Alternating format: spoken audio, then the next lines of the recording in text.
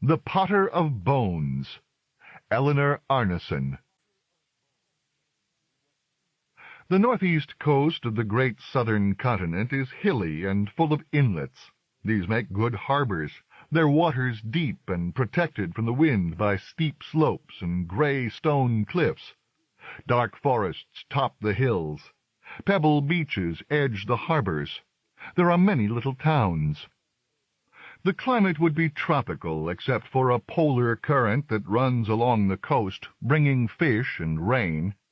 The local families prosper through fishing and the rich semi-tropical forests that grow inland. Blackwood grows there, and iridescent gray wood, as well as lovely ornamentals. Night-blooming starflower, day-blooming skyflower, and the matriarch of trees, crown of fire. The first two species are cut for lumber. The last three are gathered as saplings, potted and shipped to distant ports where affluent families buy them for their courtyards. Nowadays, of course, it's possible to raise the saplings in glass houses anywhere on the planet.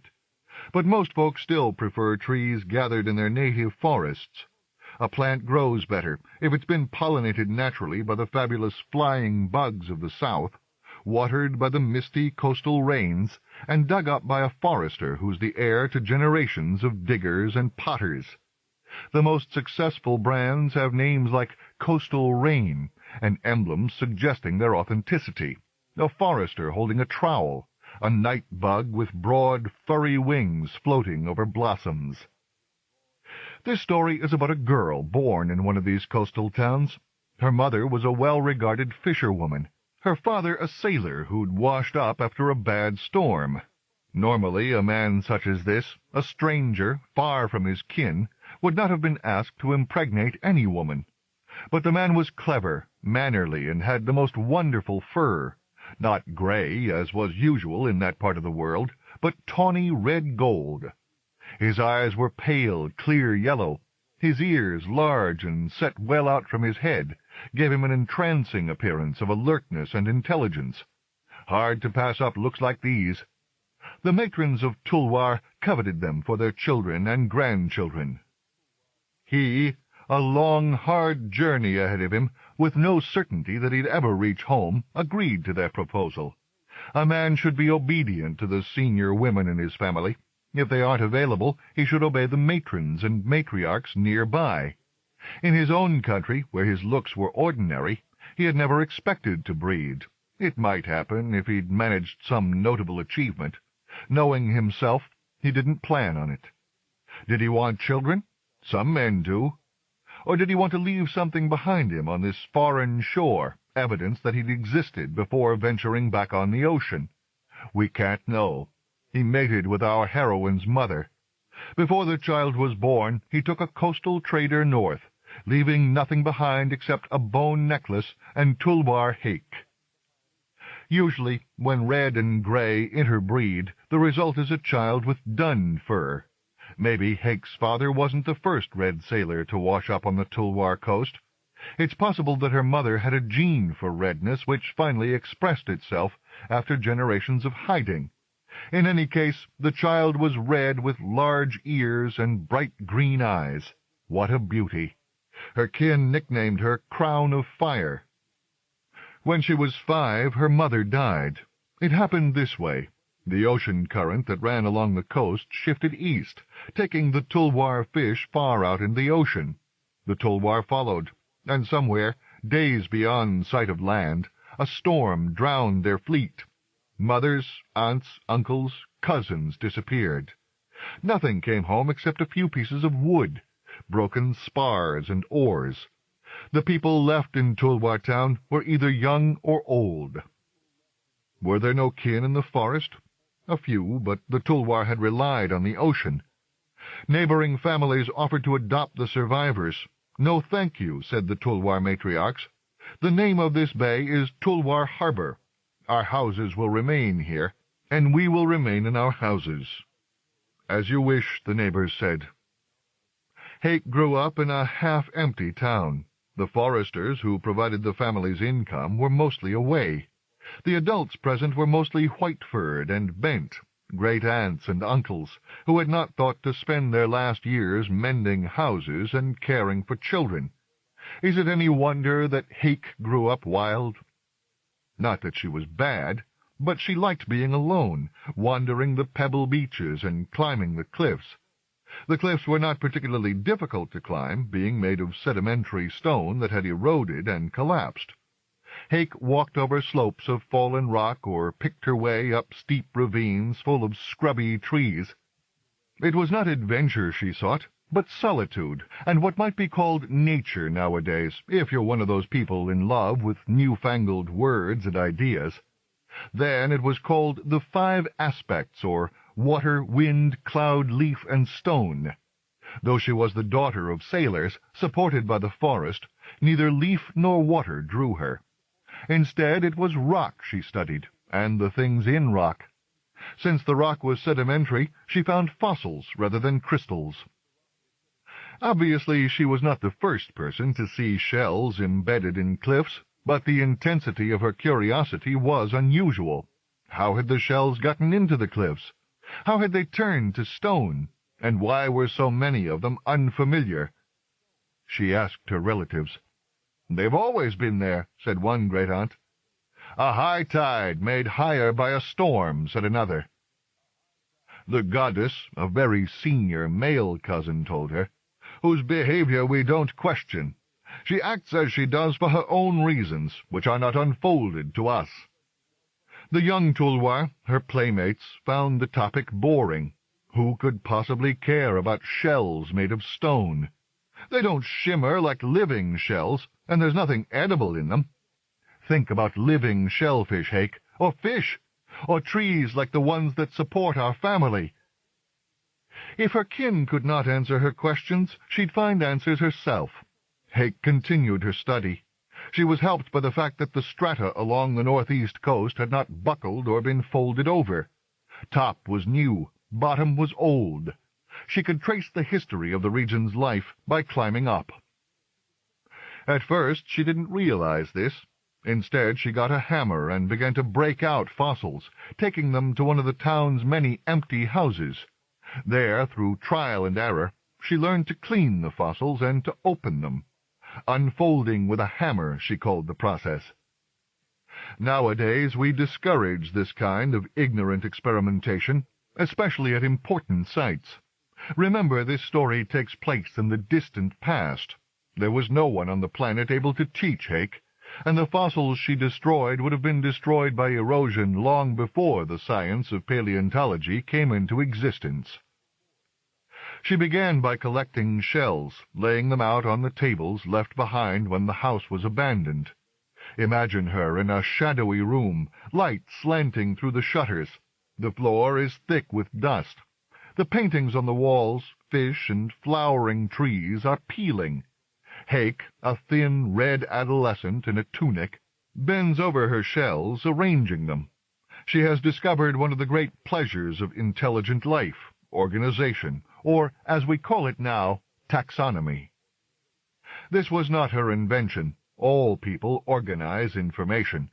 But most people organize information for which they can see an obvious use. Varieties of fish and their habits, for example. Hake had discovered the pleasure of knowledge that has no evident use. Maybe, in the shadows, you should imagine an old woman with white fur, dressed in a roughly woven tunic. Her feet are bare and caked with dirt. She watches Hake with amusement. In time, Hake noticed there was a pattern to where she found her shells. The ones on the cliff tops were familiar. She could find similar or identical shells washed up on the Tulwar beaches. But as she descended, the creatures in the stone became increasingly strange. Also, and this puzzled her, certain strata were full of bones that obviously belonged to land animals.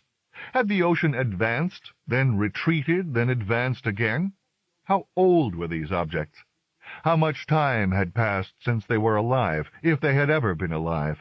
Some of her senior kin believed they were mineral formations that bore an odd resemblance to the remains of animals. The world is full of repetition and similarity, they told Hake. Evidence the goddess has little interest in originality. Hake reserved judgment. She'd found the skeleton of a bird so perfect that she had no trouble imagining flesh and feathers over the delicate bones. The animal's wings, if wings they were, ended in clawed hands.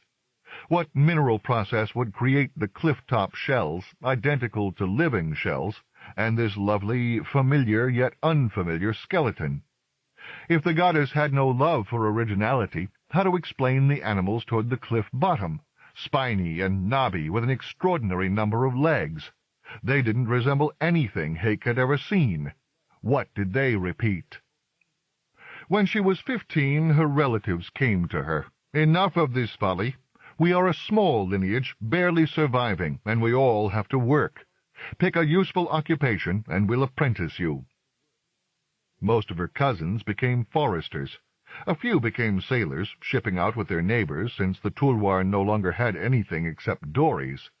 But Hake's passion in life was stone. The town had no masons, but it did have a potter. "Our foresters need pots," said Hake, "and Rakai is getting old. Give me to her." "A wise choice," said the great-aunts with approval. "For the first time in years you have thought about your family's situation." Hake went to live in the house occupied by ancient Rakai. Most of the rooms were empty except for pots.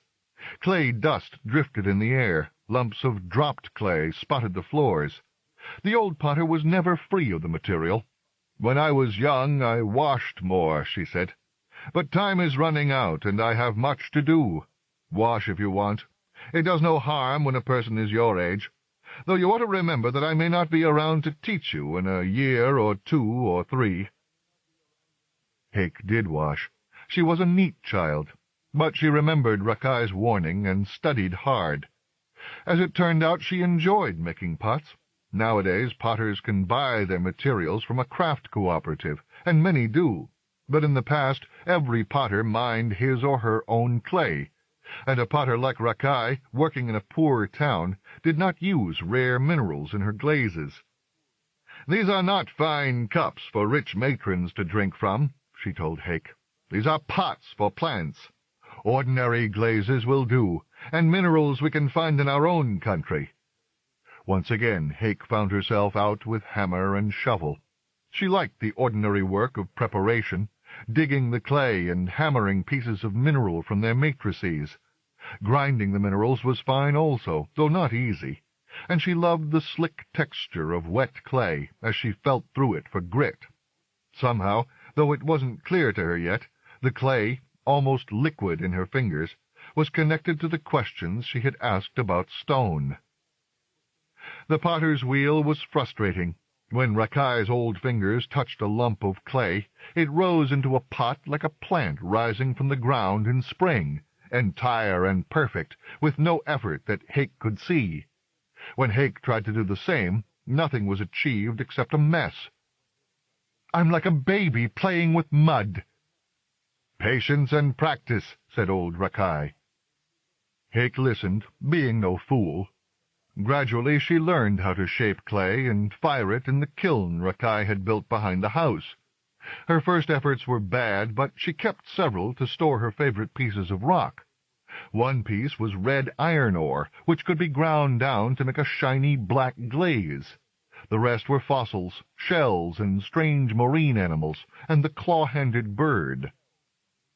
At this point in the story, it's important to know the meaning of the word potter in Hake's language. As in our language, it meant a maker of pots. In addition, it meant someone who puts things into pots. Hake was still learning to make pots, but she was already a person who put stones or bones into pots, and this is not a trivial occupation, but rather a science. Never undervalue taxonomy. The foundation of all knowledge is fact, and facts that are not organized are useless. Several years passed. Hake learned her teacher's skill, though her work lacked Rakai's elegance. "It's the cliffs," said the old potter, "and the stones you bring back from them. They have entered your spirit, and you are trying to reproduce them in clay. I learned from plants, which have grace and symmetry. But you—" One of Hake's pots was on the wheel, a squat, rough-surfaced object. The handles were uneven. At first, such things had happened due to lack of skill, but she found she liked work that was a little askew. She planned a colorless, transparent glaze that would streak the jar, like water seeping down a rock face, Hake suddenly realized. "There's no harm in this," said Rakai. "We all learn from the world around us. If you want to be a potter of stones, fine. Stones and bones, if you are right, and the things you find are bones. Stones and bones and shells." The old potter hobbled off. Should she break the pot, Hake wondered? Was it wrong to love the cliffs and the objects they contained? Rakai had told her no. She had the old potter's permission to be herself. On a whim, Hake scratched an animal into the clay. Its head was like a hammer, with large eyes at either end. On the hammer's striking surfaces, as Hake explained it to herself, the eyes were faceted, and the long body was segmented. Each segment had a pair of legs, except for the final segment, which had two whip-like tails longer than the rest of the animal. No one she had met, not travelers to the most distant places, nor the most outrageous liars, had ever described such an animal. Yet she had found its remains often, always in the cliff's lower regions, in a kind of rock she had named Far Down Dark Gray. Was this one of the goddess's jokes? Most of the remains were damaged. Only by looking carefully had she found intact examples, and no one else she knew was interested in such things. Had the goddess built these cliffs and filled them with remains in order to fool Tulwar Hake? Hardly likely. She looked at the drawing she'd made. The animal's body was slightly twisted, and its tails flared out on either side. It seemed alive, as if it might crawl off her pot and into Tulwar Harbor. The girl exhaled, her heart beating quickly. There was truth here. The creature she had drawn must have lived. Maybe it still lived in some distant part of the ocean. She had found it among shells. Its home must be aquatic. She refused to believe such a shape could come into existence through accident. She had been mixing and kneading and spinning and dropping clay for years. Nothing like this had ever appeared except through intent. Surely it was impious to argue that the goddess acted without thought. This marvelous world could not be the result of the Great One dropping the stuff of existence or squishing it aimlessly between her holy fingers. Hake refused to believe the animal was a joke. The goddess had better things to do, and the animal was beautiful in its own strange way.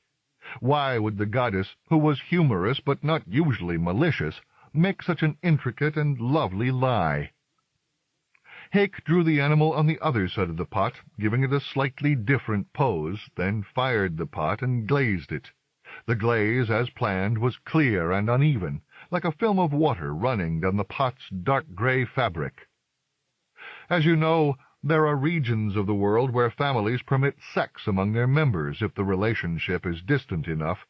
The giant families of the third continent, with 50 or 100,000 members, say there's nothing wrong with third or fourth or fifth cousins becoming lovers, though inbreeding is always wrong.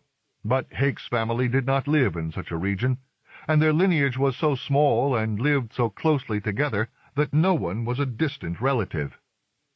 For this reason, Hake did not experience love until she was 20 and went down the coast on a trading ship to sell pots in Tsugul. This was an island off the coast, a famous market in those days. The harbor was on the landward side, protected from ocean storms. A town of wood and plaster buildings went down slopes to the wooden warehouses and docks. Most of the plaster had been painted yellow or pale blue. The wood where it showed was dark blue or red. A colorful town, thought Hake when she arrived, made even more colorful by the many plants in pots. They stood on terraces and rooftops, by doorways, on the stairway streets. A good place to sell Rakai's work and her own. In fact, she did well, helped by a senior forester who had been sent to sell the Tulwar's other product. "I'd never say a word against your teacher, lass," he told her, "but your pots really set off my trees. My trees, are so delicate and brilliant, and your pots are so rough and plain. Look!" He pointed at a young crown of fire, blossoming in a squat black pot. Beauty out of ugliness, light out of darkness, you will make a fortune for our family." She didn't think of the pot as ugly. On it, in relief, were shells, blurred just a bit by the iron glaze.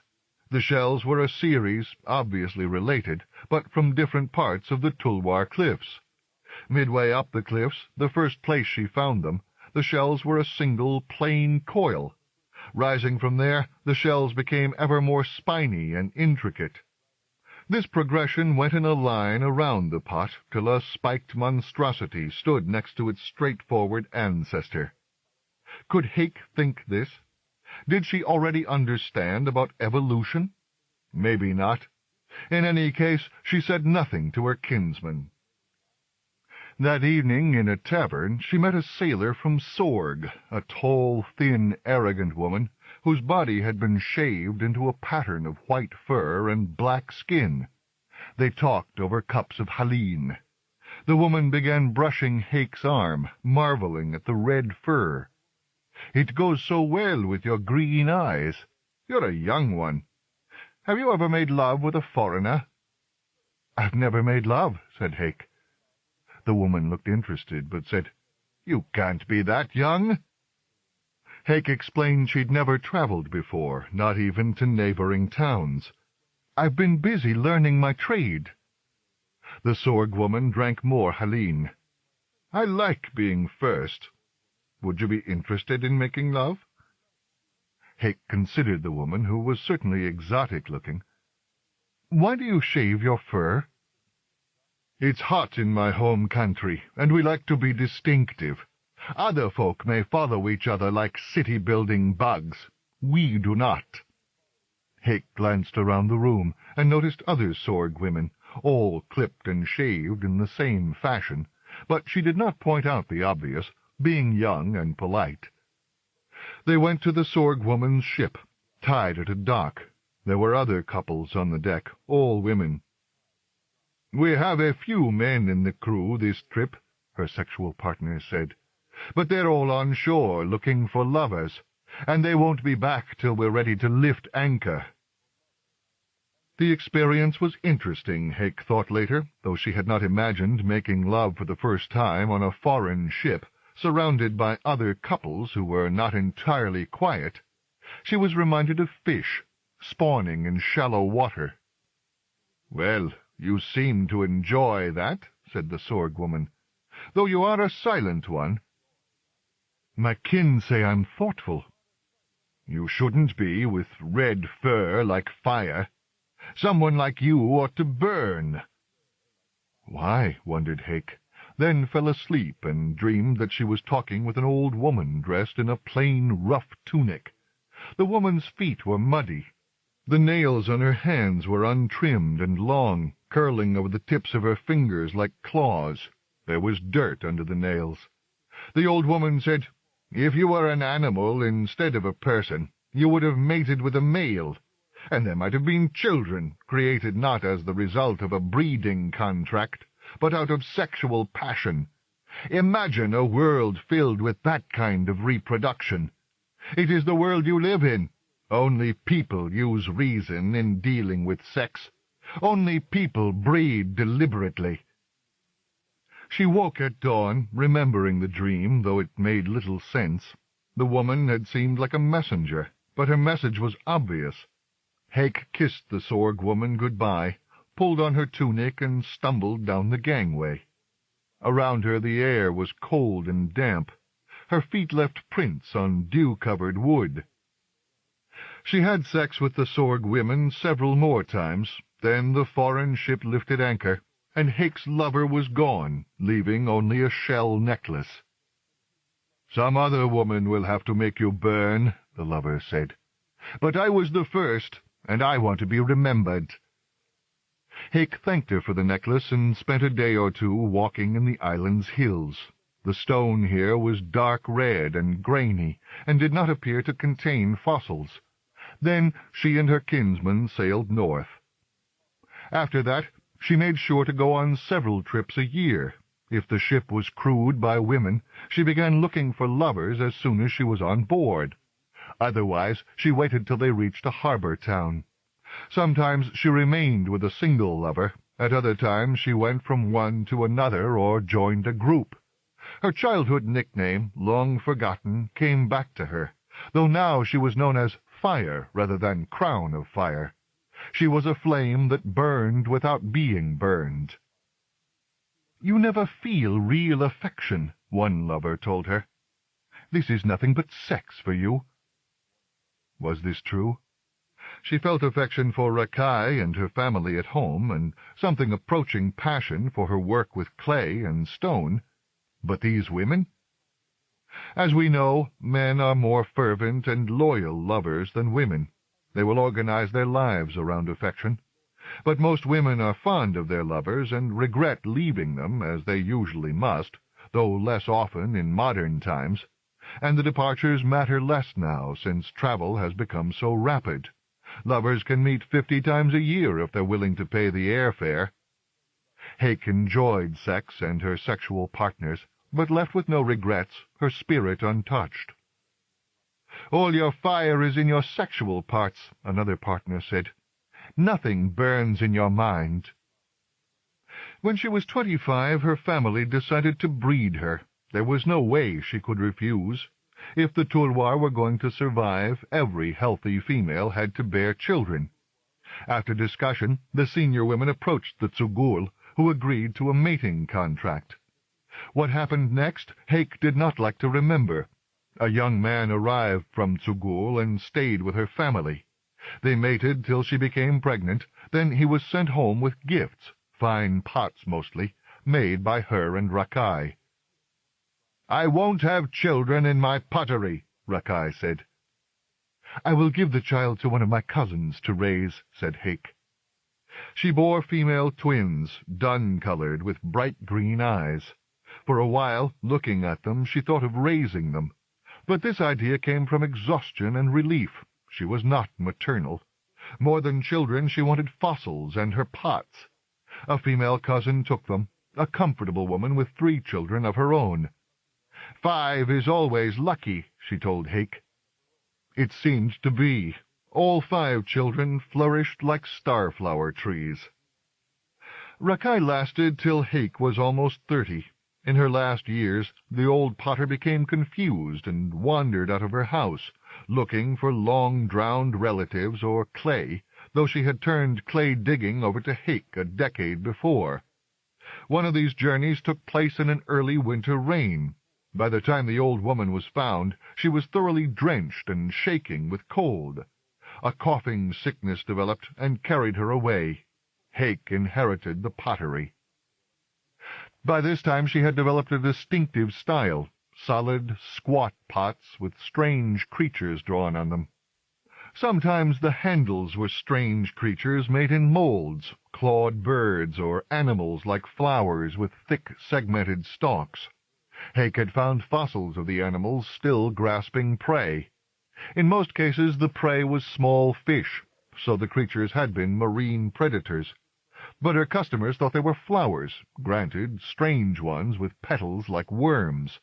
What an imagination you have! The pots with molded handles were fine work, intended for small, expensive plants. Most of her work was large and sturdy, without handles that could break off. Her glazes remained plain, colorless or black. Though she was a master potter, her work known up and down the coast, she continued hunting fossils. Her old teacher's house became filled with shelves, and the shelves became filled with pieces of stone. Taking a pen, Hake wrote her name for each creature on the shelf's edge, along with the place where she'd found this particular example. Prowling through the rooms by lantern light, she saw eons of evolution and recognized what she saw. How could she fail to, once the stones were organized? The first shelves held shells and faint impressions of things that might be seaweed. Then came animals with many limbs, then fish that looked nothing like any fish she'd ever seen. Finally came animals with 4 limbs, also strange. Most likely they had lived on land. She had a theory now. She knew that sand and clay could become solid in the right circumstances. The animals had been caught in muck at the ocean's bottom, or in a sand dune on land. Through a process she did not understand, though it must be like the firing of clay in a kiln, the trapping material turned to stone. The animal vanished, most likely burnt up, though it might also have decayed. If nothing else happened, the result was an impression. If the hollow space in the stone became filled by some liquid seeping in and leaving a deposit, the result was a solid object. Her clawed bird was an impression. Most of her shells were solid. Was she too clever? Could no one in her age imagine such a theory? Well, she knew about clay, about molds, about minerals suspended in water. What else is a glaze? There were people in her village who worked with mortar, which is sand that hardens. There were people in nearby villages who used the lost wax process to cast. All the necessary information was present, but no one except Hake used it to explain the objects in the Tulwar cliffs. Why? Because her kin had barely noticed the fossils and were not curious about them, did not collect them and label them and prowl around at night, looking at the pieces of stone and thinking. Life had changed through time.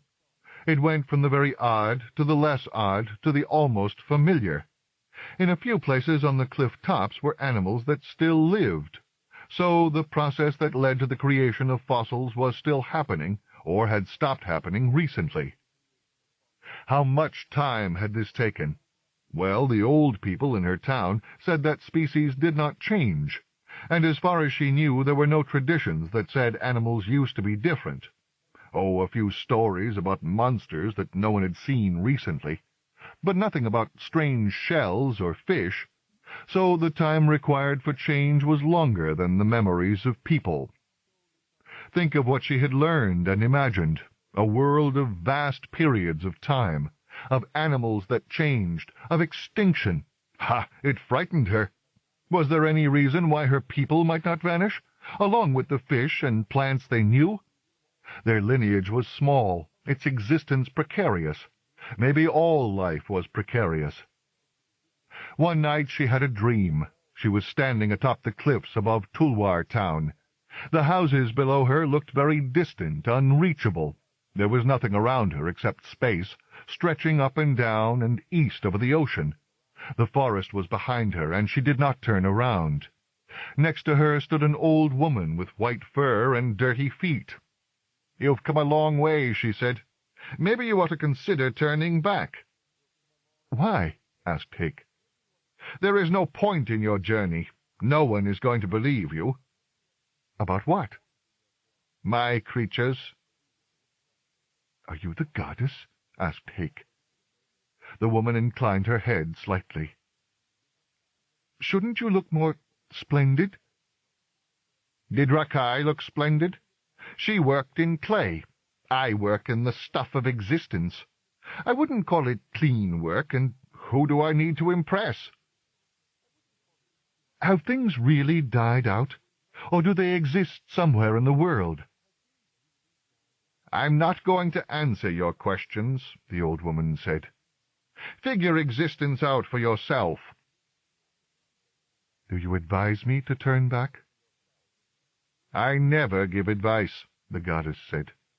"I'm simply telling you that no one will believe you about time and change. Oh, 1 or 2 people. You can get some people to believe anything, but sensible people will laugh." "Should I care?" Hake asked. "That's the question, isn't it?" the goddess said.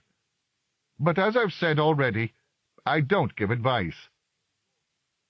Then she was gone, and Hake was falling. She woke in bed in Rakai's house. Outside her window stars blazed and gave her no comfort. She thought about her dream for some time, then decided to go on a voyage. Maybe her problem was lack of sex. Her best pots went into wicker baskets wrapped in straw, along with large plates, some plain, but most with strange creatures painted on them. Her lovely bird with claws, the many-legged bugs, fish that wore plate armor instead of scales, and quadrupeds with peculiar horny heads. When a ship arrived going north, she took passage. It was crewed by Batanin women, so she had plenty of sex before she reached their destination. But the feeling of loneliness and fear remained. It seemed as if she stood on the edge of an abyss, with nothing around her or below her. She got off in a harbor town inhabited by the Mesk, a good-sized family. Although they had a port, they were farmers mostly, producing grain and dried fruit for export, along with excellent haline. Her pottery brought good prices in Mesk market. By this time she was famous as the strange animal potter, or the potter of shells and bones. "You are here in person," her customers said. "This is wonderful! 2 famous women in town at once." "Who is the other?" Hake asked. "The actor, Dapple. Her troupe has just given a series of plays. Now they're resting before continuing their tour. You must meet her." They met that night in a tavern. Hake arrived escorted by several customers, middle-aged women with dark fur. At a table in the middle of the room, surrounded by dark Mesk women, was someone tall and slender, broad-shouldered, her fur pale silver. Introductions were made. The actor stood. In lantern light, Hake could see the silver fur was dappled with small, dim spots. It was rare for people to keep their baby markings, but a few did. "Ha! You're a lovely one," the actor said. "Red fur is unusual in this part of the world." Hake sat down and told the story of her father, then how her mother died and how she had grown up in Tulwar town. When she finally stopped, she saw the Mesk women were gone. She and Dapple sat alone at the table under the flaring lamp. "What happened?" Hake asked. "To the others? Most had the good sense to leave. Those who did not were removed by members of my company." "And I didn't notice?" "I don't believe," said Dapple, stretching, "that you are a person who notices much outside your interests. The Mesk have loaned us a house. Why don't you come there with me? We can drink more haline and talk more if you wish, though I have spent the past half an icun imagining what you look like without clothing." They went to the house, walking side by side through the dark streets. Inside, in a courtyard full of potted trees and lit by stars, they made love. Dapple pulled some blankets and pillows out of a room, so they weren't uncomfortable. "I have spent too much of my life sleeping on hard ground," the actor said. "If I can avoid discomfort, I will." Then she set to work, with extraordinary skillful hands, and a mouth that did not seem to belong to an ordinary woman made of flesh, but rather to some spirit out of ancient stories. The fulfilling every wish spirit, thought Hake. The spirit of almost unendurable pleasure. The potter tried to reciprocate, though she knew it was impossible. No one, certainly not her, could equal Dapple's skill in love. But the actor made noises that indicated some satisfaction. Finally they stopped. The actor clasped her hands in the back of her head and looked at the stars. "Can you give me a pot?" "What?" asked Hake. "I've seen your work before this, and I would like a keepsake, something to remember you." At last the flame felt burning. Hake sat up and looked at the long, pale figure next to her. "Is this over? Do we have only this night?" "I have engagements," Dapple said. "We've arranged our passage on a ship that leaves tomorrow. Actors don't have settled lives, Hake, nor do we usually have permanent lovers." As in her dream, Hake felt she was falling, but this time she didn't wake in her bed, but remained in the Mesk courtyard. The goddess was right. She should give up her obsession. No one cared about the objects she found in cliffs. They did care about her pottery, but she could take leave of pots for a while. "Let me go with you," she said to Dapple. The actor looked at her. "Are you serious?" "I have done nothing since I was 15 except make pots and collect certain stones I have a fondness for. More than 15 years. And what do I have to show? Pots and more pots, stones and more stones. I would like to have an adventure, Dapple." The actor laughed and said, "I've done many foolish things in my life. Now I'll do one more. By all means, come on our journey." Then she pulled Hake down and kissed her. What a golden tongue! The next morning Hake went to her ship and gathered her belongings. They fit in one basket. She never travelled with much except her pots, and they were sold, the money in a heavy belt around her waist. Next she went to the harbour mistress. Sitting in the woman's small house, she wrote a letter to her relatives, explaining what had happened and why she wasn't coming home. "Are you sure this is a good idea?" the mistress said, as Hake rolled the letter and put it in a message tube, then sealed the tube with wax. "Yes." The letter was to go south on the next ship, Hake told the mistress. She gave the woman half her money to hold till the Tulwar came to claim it. "This is a foolish plan," the harbour mistress said. "Have you never been in love?" Hake asked. "Not this much in love, I'm glad to say." Hake had started for the door. Now she stopped. The shutters on the room's windows were open. Hake was in a beam of light. Her red fur shone like fire. Her eyes were as clear and green as a cresting ocean wave. "Ha!" thought the harbour mistress. "I'm 32 and have never been in love, until last night," Hake said. "It has come to me recently that the world is a lonely place." She slung her basket on her back and walked toward Dapple's borrowed house. A strange woman, thought the harbour mistress. The actor's ship left on the afternoon tide, Hake with them, standing on the deck next to her new love. At this point, the story needs to describe Dapple. She was 40 when Hake met her, the first woman to train as an actor and the first person to assemble an acting company made of women. Her early years had been difficult, but by this time she was successful and self-confident, a fine actor and even better playwright. Some of her writing has come forward to us, though only in a fragmentary condition. Still, the words shine like diamonds, unscratched by fate. Dapple was her acting name. Her real name was Helwar All, and her home, which she rarely visited, was Helwar Island, off the northeast corner of the great southern continent.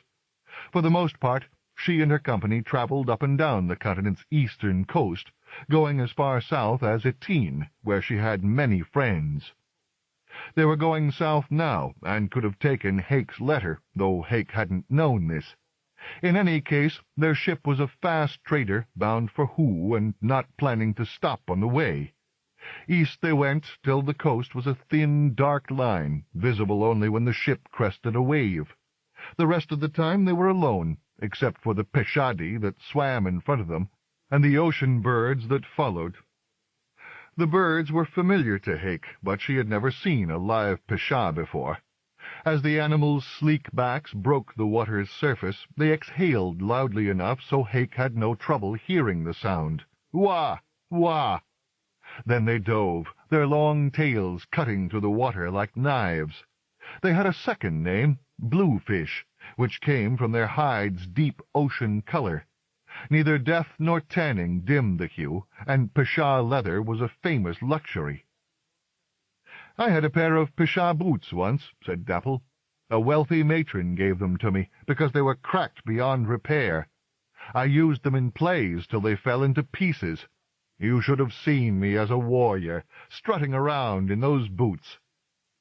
Years before, a dead pesha had washed up on a beach in Tulwar. They'd all gone to see it, this deep-sea animal their kin had hunted before the drowning. It had been the size of a large woman, with 4 flippers and a tail that looked like seaweed, lying limp on the pebbles. The old men of Tulwar cut it up.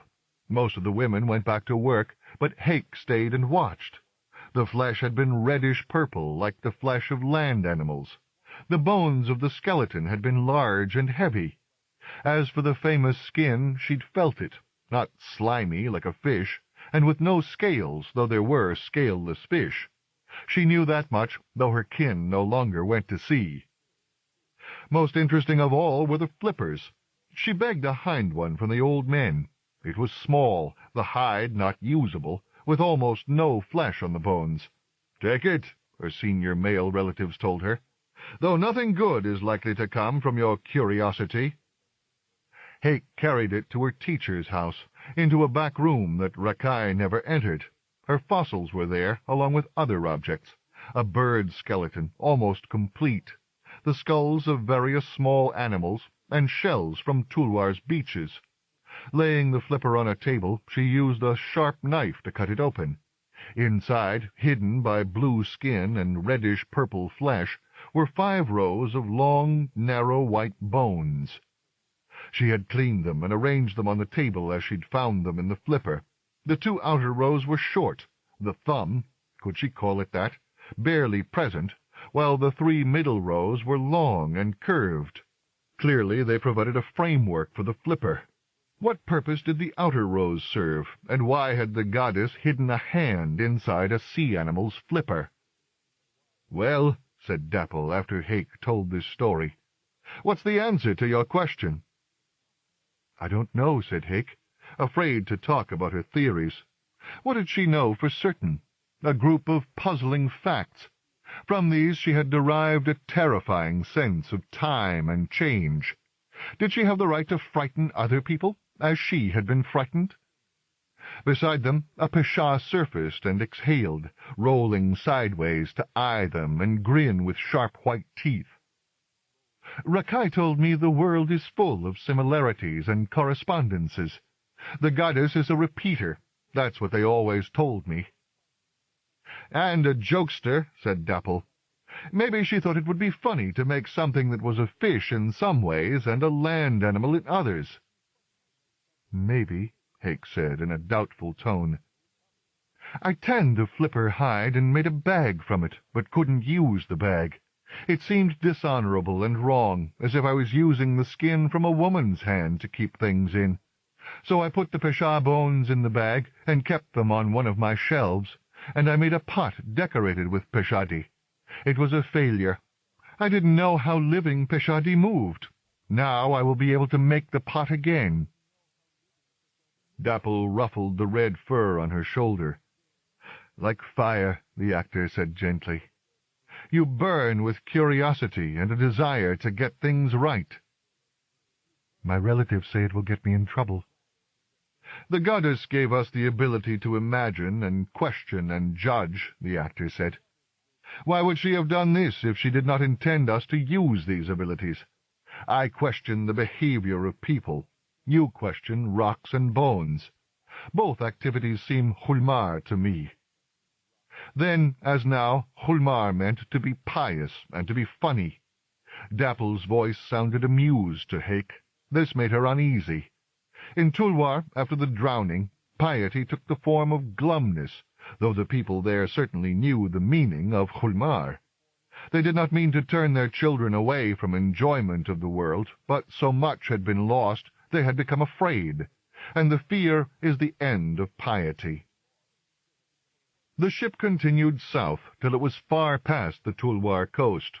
During this period Hake was preoccupied with love. Ha! It had struck her like a strong blow in battle.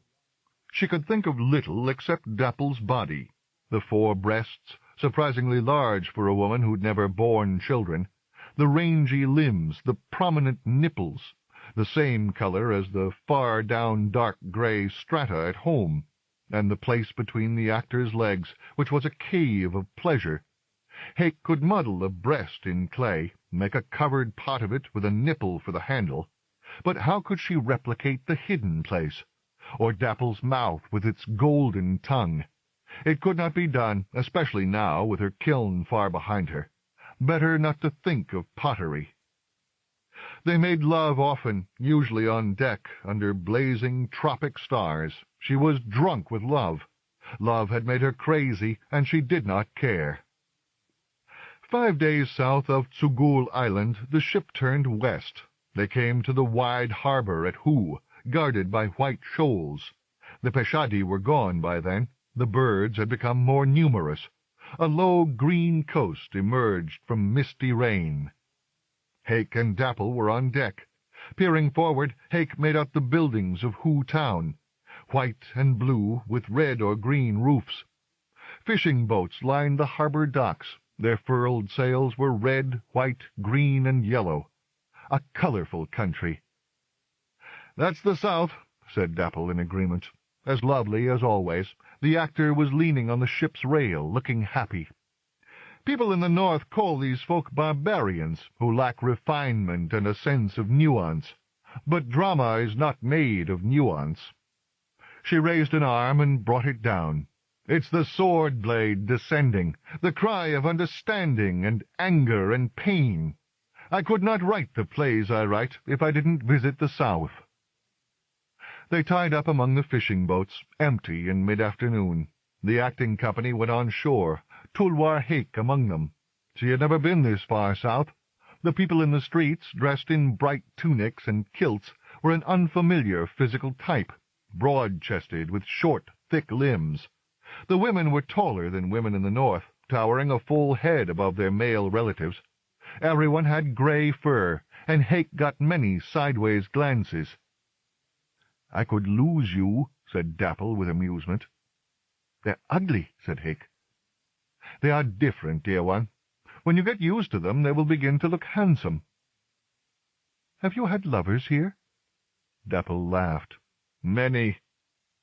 Their destination was an inn built around a courtyard. There were potted trees in the courtyard, skyflower and starflower, and a kind Hake did not recognize, which had silver-blue leaves and frilly, bright yellow flowers. Several of the pots had been made by Rakai. One had been made by her, an early work, not bad in its way. She pointed it out to Dapple. The innkeeper appeared, a huge woman with arms like tree limbs and 4 enormous breasts, barely concealed by a vest. "My favorite customer!" she cried. "Are you going to perform?" "Most likely, yes. Hake, this is Hwarhath." Dapple laid a hand on Hake's red shoulder. "And this beauty is my new lover, Hwarhath the potter. She has given up her pots to travel with me, until we tire of each other." "Never," said Hake. "Excellent work you do in Tulwar," the innkeeper said. "I have neighbors who say nothing good comes from the north. Dapple and pots and flowering trees, I say." They went into the common room and settled around tables. A round clay hearth bulged out of one wall. Logs burned in it. The innkeeper brought a large metal bowl, filling it with fruit juices and haleen, then heated an iron rod in the fire and put the glowing tip in the full bowl. The liquid hissed and steamed. The innkeeper served.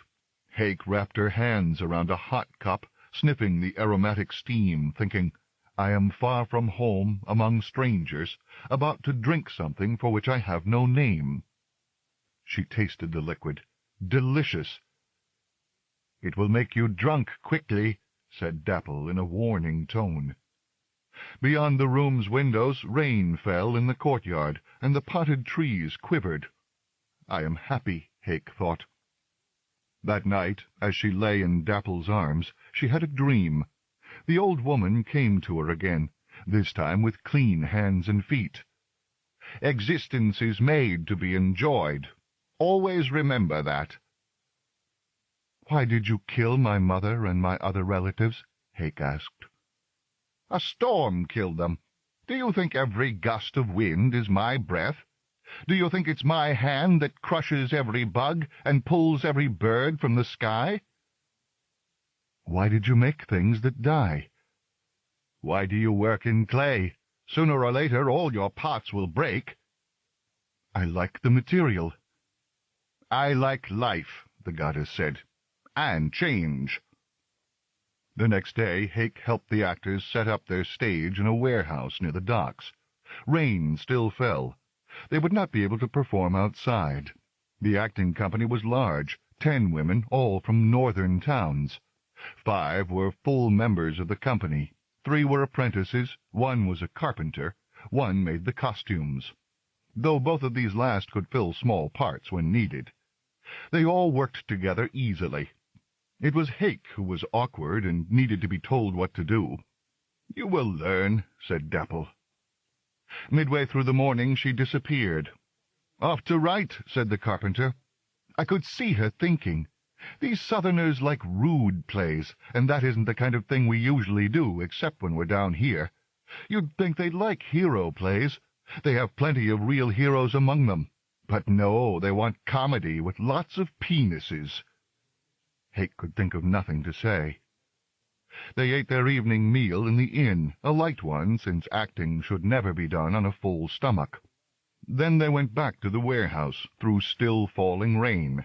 There were lamps on the walls around the stage. The wide, dark space beyond the lamplight was full of people.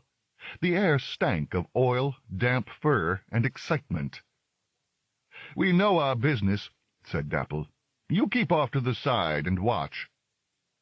Hake did as told, leaning against a side wall, below a lamp that cast a yellow, flickering glow. Because she rarely thought about her appearance, she did not realize how she looked, her red fur and green eyes shining.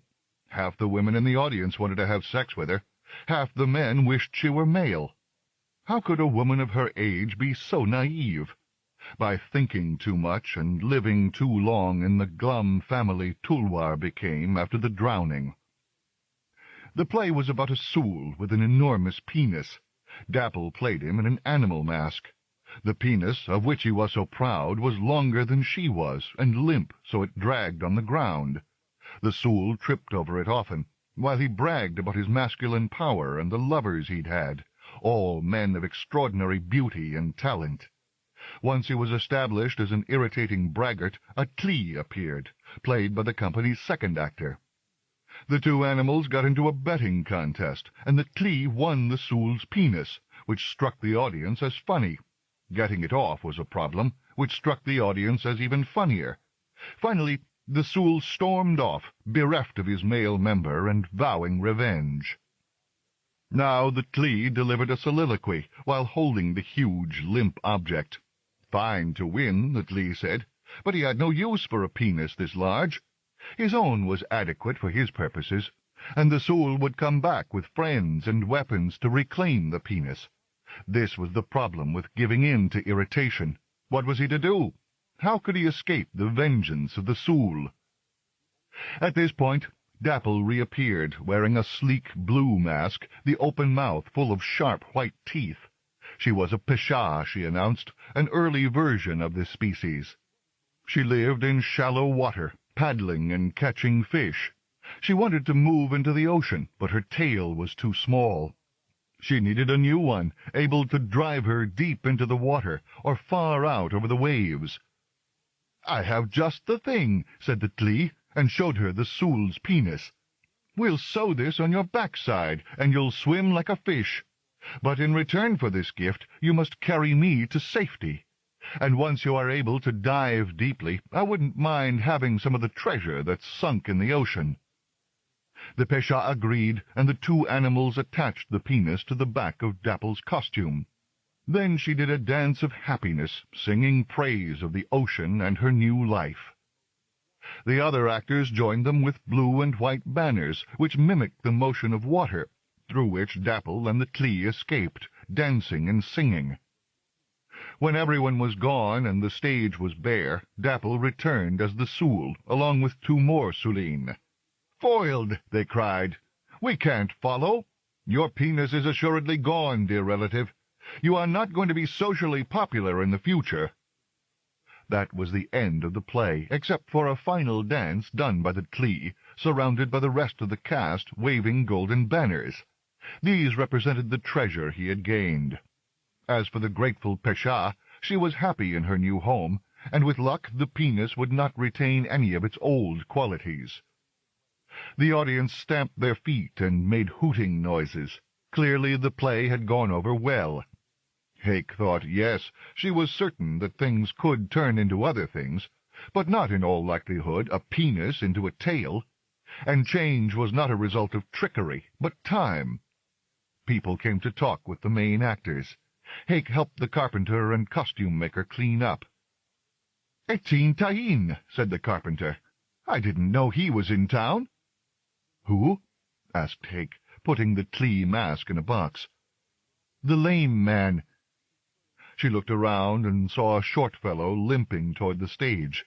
His fur was gray, turning silver over the shoulders and on the face. One eye was missing. He didn't bother to wear a patch over the empty socket.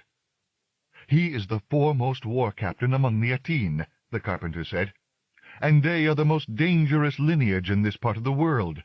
Dapple calls his mother great-aunt. If you find him scary, as I do, then you ought to meet the old lady."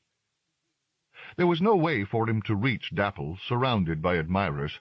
He greeted the carpenter and the costume-maker by name, without glancing at them directly. Good manners, thought Hake. "Is Cholqua with you?" asked the costume-maker. "South, among the savages of the cold ocean coast. I sent men with him for protection in case the savages didn't like his comedies. May I ask about your companion, or is that rude?" "We can hardly object to rudeness after the play we've done," said the carpenter. "I laughed so hard I thought I would lose control of my bladder," said the one-eyed man. The costume-maker said, "This is Tulwar Hake, the potter. She's Dapple's new lover." The man lifted his head, apparently in surprise. Hake got a glimpse of his sunken eye socket and the remaining eye, which blazed blue as a noon sky.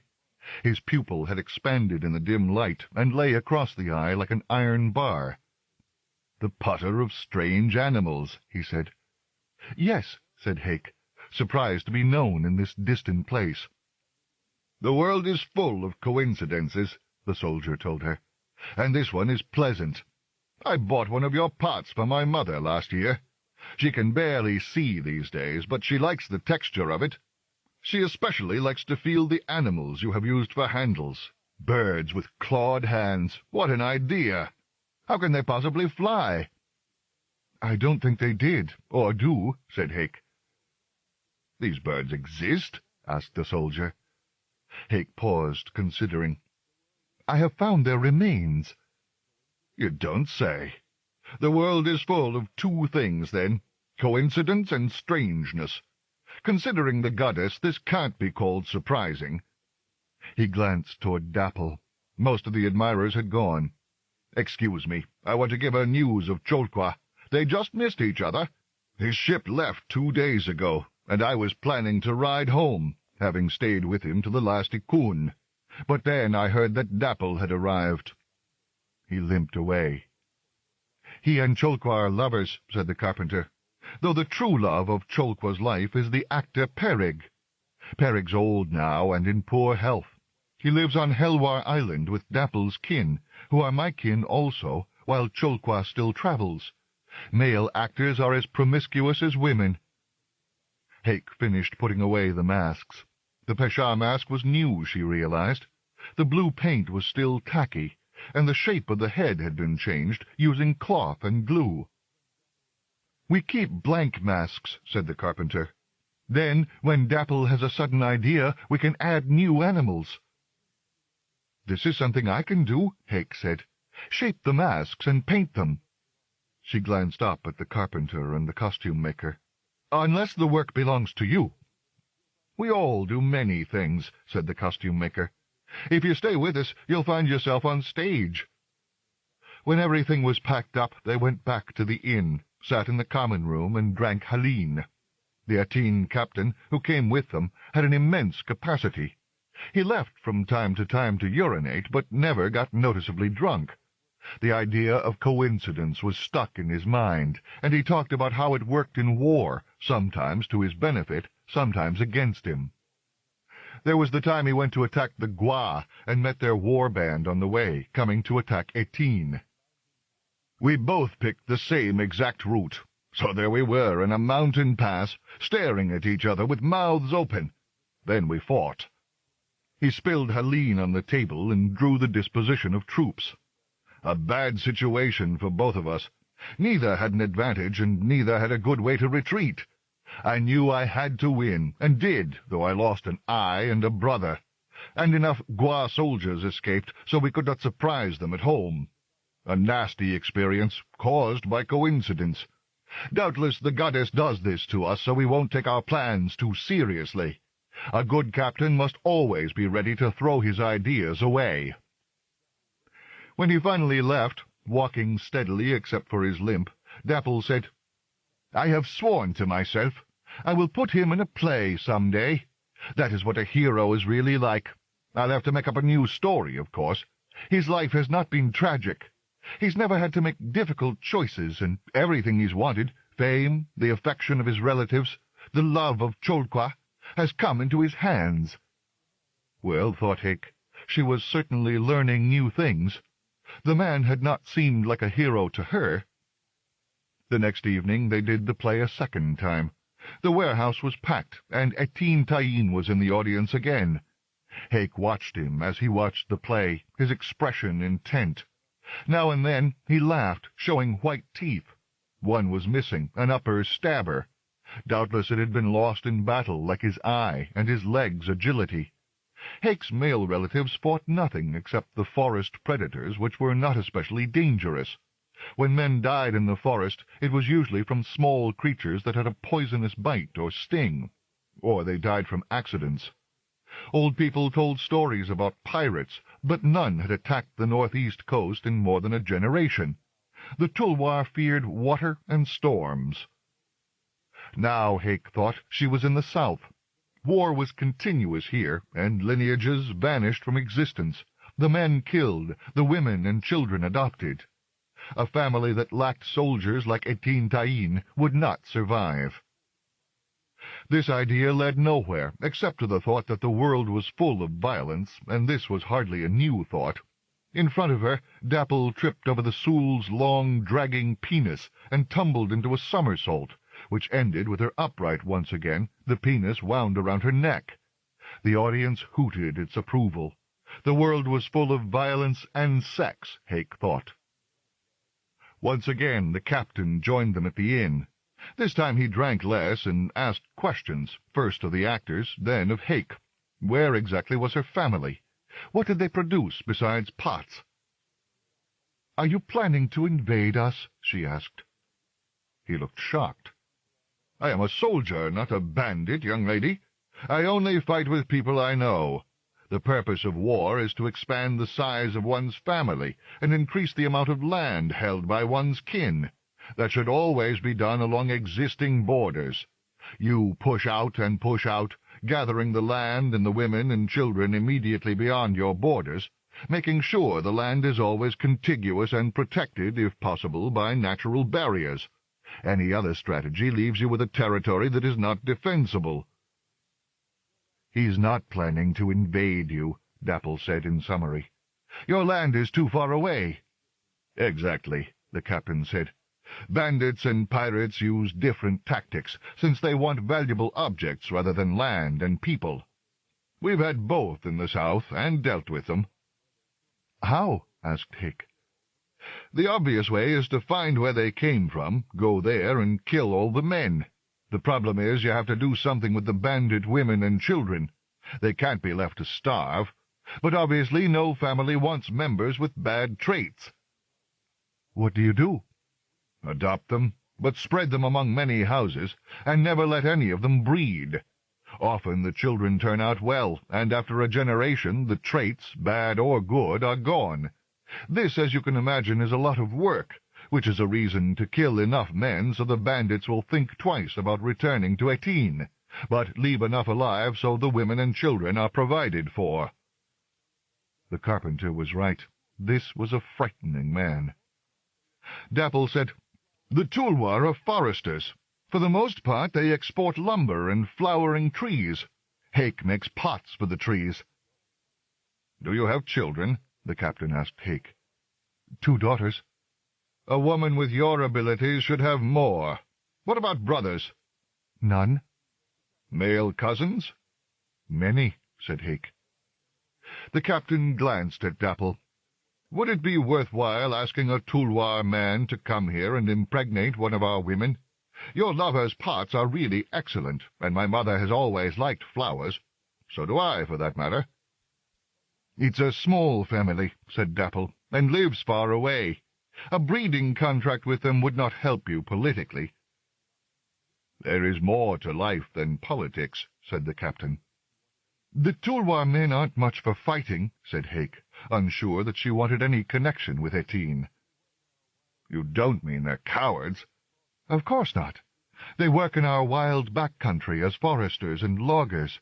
They used to sail the ocean before most of my family drowned. These kinds of work require courage, but we have always gotten along with our neighbors." "No harm in that, if you aren't ambitious." He grinned, showing his missing tooth. "We don't need to breed for ambition or violence. We have those talents in abundance. But art and beauty—" His blue eye glanced at her briefly. "These are not our gifts, though we are certainly able to appreciate both." "Witness your appreciation of Cholqua," said Dapple, her tone amused. "A great comedian, and the best-looking man for his age I've ever seen. But my mother and her sisters decided years ago that he should not be asked to father 18 children. For one thing, he has never mentioned having a family. Who could the 18 speak to if they wanted a breeding contract? A man shouldn't make decisions like these. We do things the right way in 18. In any case, acting is not an entirely respectable art. Who can say what qualities would appear among the 18 if our children were fathered by actors?" "You see why I have no children," Dapple said, then tilted her head toward the carpenter. "Though my kinswoman here has 2 sets of twins, because her gift is making props. We don't tell our relatives that she also acts." "Not much," said the carpenter. "And not well," muttered the apprentice, sitting next to Hake. The captain stayed a while longer, chatting with Dapple about his family and her most recent plays. Finally he rose. "I'm too old for these long evenings. In addition, I plan to leave for Etine at dawn. I assume you're sending love and respect to my mother." "Of course," said Dapple. "And you, young lady," the one eye roved toward her, "if you come this way again, bring pots for Etine. I'll speak to my mother about a breeding contract with Tulwar. Believe me, we are allies worth having." He left, and Dapple said, "I think he's imagining a male relative who looks like you, who can spend his nights with an 18 woman and his days with 18 Taine." "What a lot of hard work," the carpenter said. "There are no Tulwar men who look like me." "What a sadness for 18 Taine," said Dapple. From Hu Town they went west and south, traveling with a caravan. The actors and merchants rode tsina, which were familiar to Hake, though she had done little riding before this. The carrying beasts were bitaline, great rough quadrupeds with 3 sets of horns. One pair spread far to the side, one pair curled forward, and the last pair curled back. The merchants valued the animals as much as tsina, giving them pet names and adorning their horns with brass or iron rings. They seemed marvelous to Hake, moving not quickly but very steadily, their shaggy bodies swaying with each step. When one was bothered by something, bugs, a scent on the wind, another vital, it would swing its 6-horned head and groan. What a sound! "Have you put bitaline in a play?" she asked Dapple. "Not yet. What quality would they represent?" "Reliability," said the merchant riding next to them. "Strength, endurance, obstinacy. Good milk." "I will certainly consider the idea," Dapple replied. At first the plain was green, the climate rainy. As they traveled south and west, the weather became dry, and the plain turned dun. This was not a brief journey. Hake had time to get used to riding, though the country never became ordinary to her. It was so wide, so empty. The merchants in the caravan belonged to a single family. Both women and men were along on the journey. Of course, the actors camped with the women, while the men, farther out, stood guard. In spite of this protection, Hake was uneasy. The stars overhead were no longer entirely familiar. The darkness around her seemed to go on forever, and caravan campfires seemed tiny. Far out on the plain, wild Suline cried. They were more savage than the domestic breeds used for hunting and guarding, Dapple told her, and uglier, with scales covering half their bodies. Our Suline in the north have only a few small, scaly patches. The Suline in Hake's country were entirely furry, except in the spring. Then the males lost their chest fur, revealing an area of scaly skin, dark green and glittering. If allowed to, they'd attack one another, each trying to destroy the other's chest adornment. Biting the jewels was the name of this behavior. Sitting under the vast foreign sky, Hake thought about Sulin. They were all varieties of a single animal. Everyone knew this, though it was hard to believe that Tulwar's mild-tempered, furry creatures were the same as the wild animals Dapple described. Could change go farther? Could an animal with hands become a Pesha? And what caused change? Not trickery, as in the play. Dapple, reaching over, distracted her. Instead of evolution, she thought about love. They reached a town next to a wide, sandy river. Low, bushy trees grew along the banks. The merchants made camp next to the trees, circling their wagons. Men took the animals to graze, while the women, merchants and actors, went to town. The streets were packed dirt, the houses adobe with wood doors and beams. Hake could see these last protruding through the walls. The people were the same physical type as in Who, but with gray-brown fur. A few had faint markings, not spots like Dapple, but narrow, broken stripes. They dressed as all people did, in tunics or shorts and vests.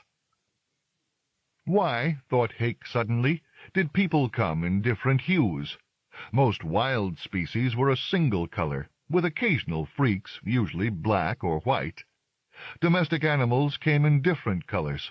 It was obvious why. People had bred them according to different ideas of usefulness and beauty.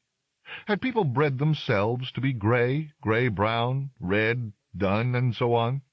This was possible, though it seemed to Hake that most people were attracted to difference. Witness Etin Tain. Witness the response of the Tulwar matrons to her father. Now to the problems of time and change, she added the problem of difference, maybe the problem of similarity as well. If animals tended to be the same, why did difference occur? If there was a tendency toward difference, why did it become evident only sometimes? She was as red as her father. Her daughters were dun. At this point her head began to ache, and she understood the wisdom of her senior relatives. If one began to question anything, shells in rock, the hand in a Pesha's flipper, the questions would proliferate till they stretched to the horizon in every direction, and why, filled the sky, like the calls of migrating birds. "Are you all right?" asked Dapple. "Thinking," said Hake. At the center of the town was a square made of packed dirt. The merchants set up a tent and laid out sample goods, dried fish from Who, fabric made by northern weavers, boxes carved from rare kinds of wood, jewelry of silver and dark red shell. Last of all, they unfolded an especially fine piece of cloth, put it on the ground, and poured out their most precious treasure, a high, white, glittering heap of salt. Townsfolk gathered, bent matriarchs, robust matrons, slim girls and boys, even a few adult men. All were gray-brown, except the very old, who had turned white. In general, people looked like their relatives, and everyone knew that family traits existed. Why else select breeding partners with so much care? There must be two tendencies within people, one toward similarity, the other toward difference. The same must also be true of animals. Domestic Sulin came in different colors. By breeding, people had brought out variations that must have been in the wild animals, though never visible except in freaks. She crouched in the shadows at the back of the merchant's tent, barely noticing the commerce in front of her, thinking difficult thoughts. Nowadays, geneticists tell us that the variation among people was caused by drift in isolated populations, combined with the tendency of all people to modify and improve anything they can get their hands on. We have bred ourselves like Sulin to fit in different environments and to meet different ideas of beauty. But how could Hake know this much about the history of life? How could she know that wild animals were more varied than she had observed? There are wild Suline in the far northern islands as thick-furred and white as the local people. There is a rare, almost extinct kind of wild Suline on the third continent, which is black and entirely scaly, except for a ridge of rust-brown fur along its back. She, having traveled on only one continent, was hypothesizing in the absence of adequate data. In spite of this, she caught a glimpse of how inheritance works. How likely is this? Could a person like Hake, living in a far-back era, come so near the idea of genes? Our ancestors were not fools. They were farmers and hunters who observed animals closely, and they achieved technological advances, the creation through breeding of the plants that feed us and the animals we still use, though no longer exclusively for work and travel, which we have not yet equaled, except possibly by going into space. In addition to the usual knowledge about inheritance, Hake had the ideas she'd gained from fossils. Other folk knew that certain plants and animals could be changed by breeding, and that families had traits that could be transmitted, either for good or bad. But most life seemed immutable. Wild animals were the same from generation to generation. So were the plants of forest and plain. The goddess liked the world to stay put, as far as most people could see. Hake knew otherwise. Dapple came after her, saying, "We need help in setting up our stage."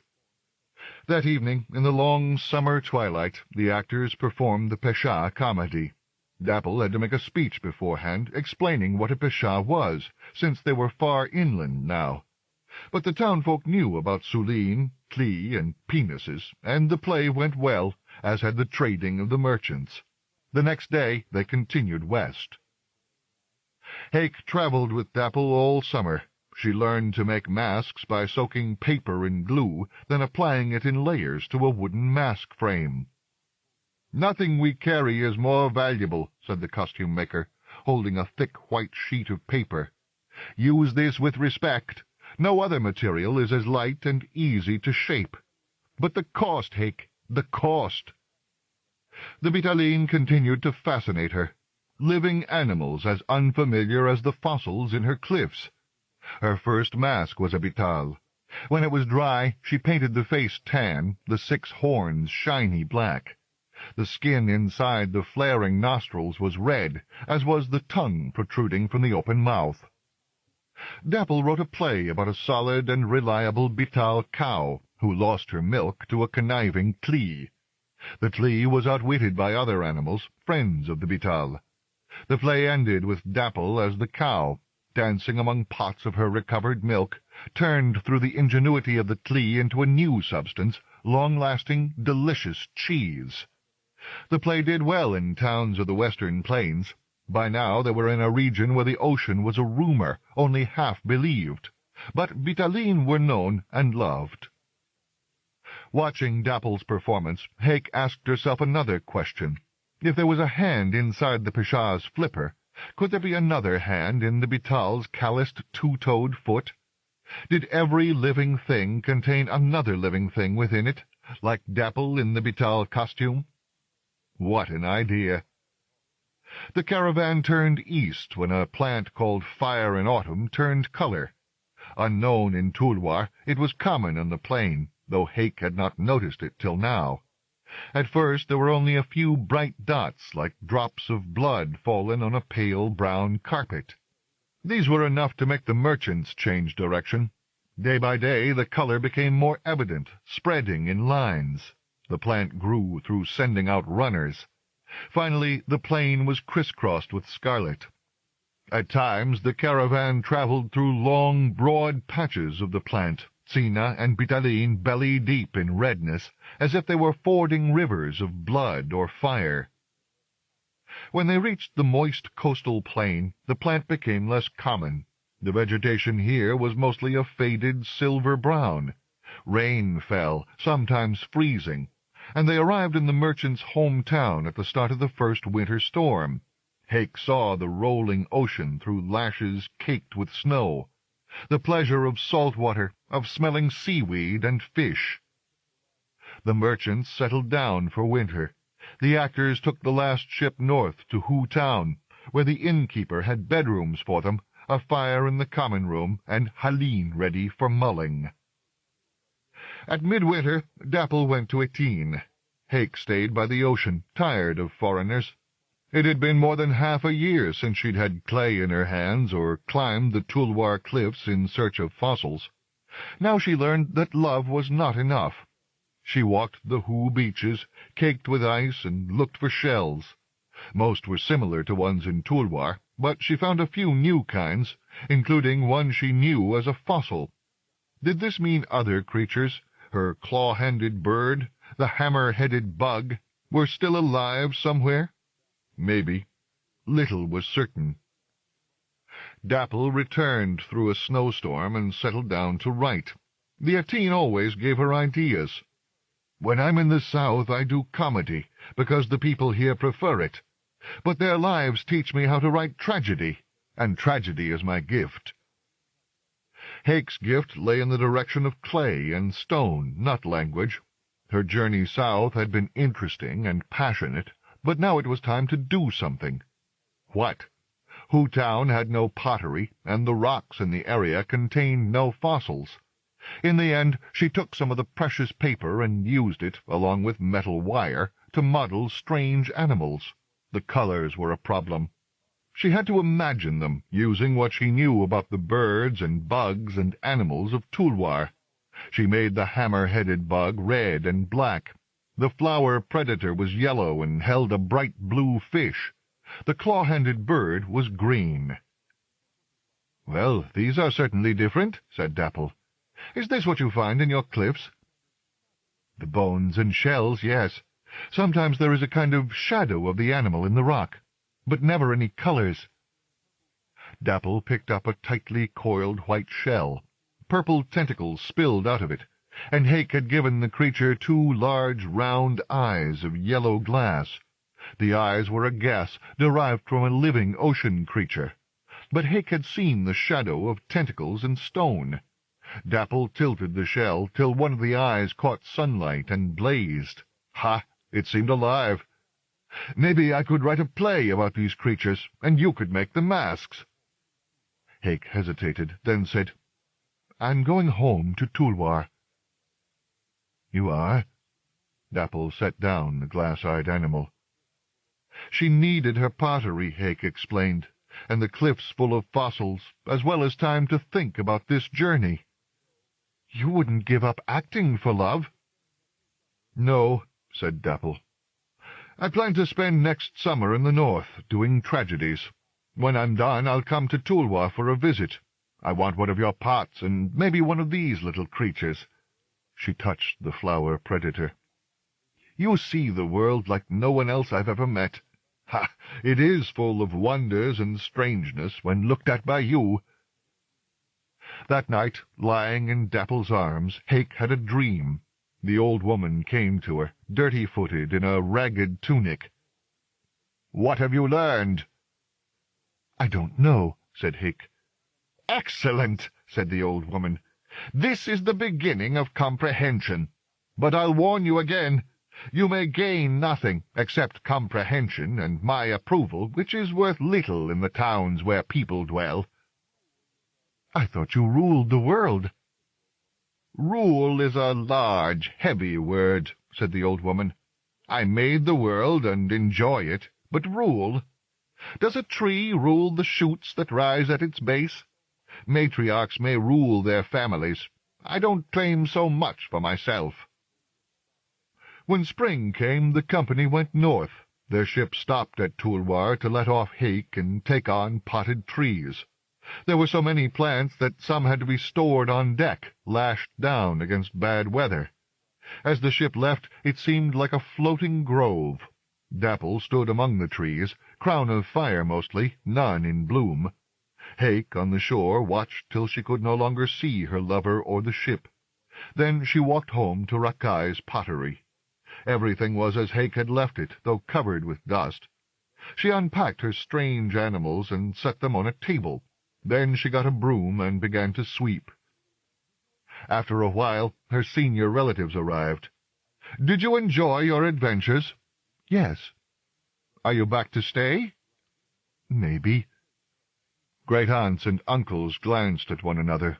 Hake kept sweeping. "It's good to have you back," said a senior male cousin. "We need more pots," said an aunt. Once the house was clean, Hake began potting. Simple forms at first, with no decoration except a monochrome glaze.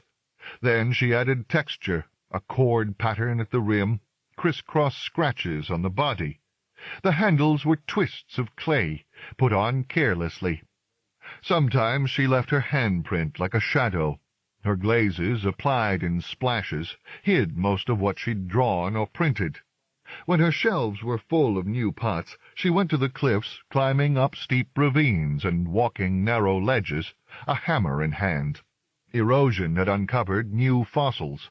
Bugs and fish mostly, though she found one skull that was either a bird or a small land animal. When cleaned, it turned out to be intact and wonderfully delicate. The small teeth, still in the jaw or close to it, were like nothing she had seen. She made a copy in gray-green clay, larger than the original, with all the teeth in place. This became the handle for a large covered pot. The body of the pot was decorated with drawings of birds and animals, all strange. The glaze was thin and colorless and cracked in firing, so it seemed as if a film of ice covered the pot. "Who will buy that?" asked her relatives. "You can't put a tree in it, not with that cover." "My lover, Dapple," said Hake in reply. "Or the famous war captain of Etine." At midsummer there was a hot period. The wind off the ocean stopped. People moved when they had to, mouths open, panting. During this time Hake was troubled with dreams. Most made no sense. A number involved the goddess. In one, the old woman ate an agala. This was a southern fruit, unknown in Tulwar, which consisted of layers wrapped around a central pit. The outermost layer was red and sweet. Each layer going in was paler and more bitter, till one reached the innermost layer, bone-white and tongue-curling. Some people would unfold the fruit as if it were a present in a wrapping, and eat only certain layers. Others, like Hake, bit through to the pit, enjoying the combination of sweetness and bitterness. The goddess did as she did, Hake discovered with interest. Juice squirted out of the old woman's mouth and ran down her lower face, matting the sparse white hair. There was no more to the dream, just the goddess eating messily. In another dream, the old woman was with a female Bital. The shaggy beast had 2 young, both covered with downy yellow fur. "They are twins," the goddess said, "but not identical. One is larger and stronger, as you can see. That twin will live. The other will die." "Is this surprising?" asked Hake. The goddess looked peeved. "I'm trying to explain how I breed." "Through death?" asked Hake. "Yes." The goddess caressed the mother animal's shaggy flank. "And beauty. That's why your father had a child in Tulwar. He was alive in spite of adversity. He was beautiful. The matrons of Tulwar looked at him and said, 'We want these qualities for our family.' That's why tame Sulin are furry. People have selected for that trait, which wild Sulin consider less important than size, sharp teeth, a crest of stiff hair along the spine, glittering patches of scales on the sides and belly, and a disposition inclined toward violence. Therefore, among wild Sulin, these qualities grow more evident and extreme, while tame Sulin acquire traits that enable them to live with people. The Peshah once lived on land. The Bital climbed among branches. In time, all life changes, shaped by beauty and death. Of all my creatures, only people have the ability to shape themselves and other kinds of life, using comprehension and judgment. This is the gift I have given you, to know what you are doing and what I do." The old woman touched the smaller Bital calf. It collapsed. Hake woke. A disturbing dream, she thought, lying in darkness. The house, as always, smelled of clay, both wet and dry.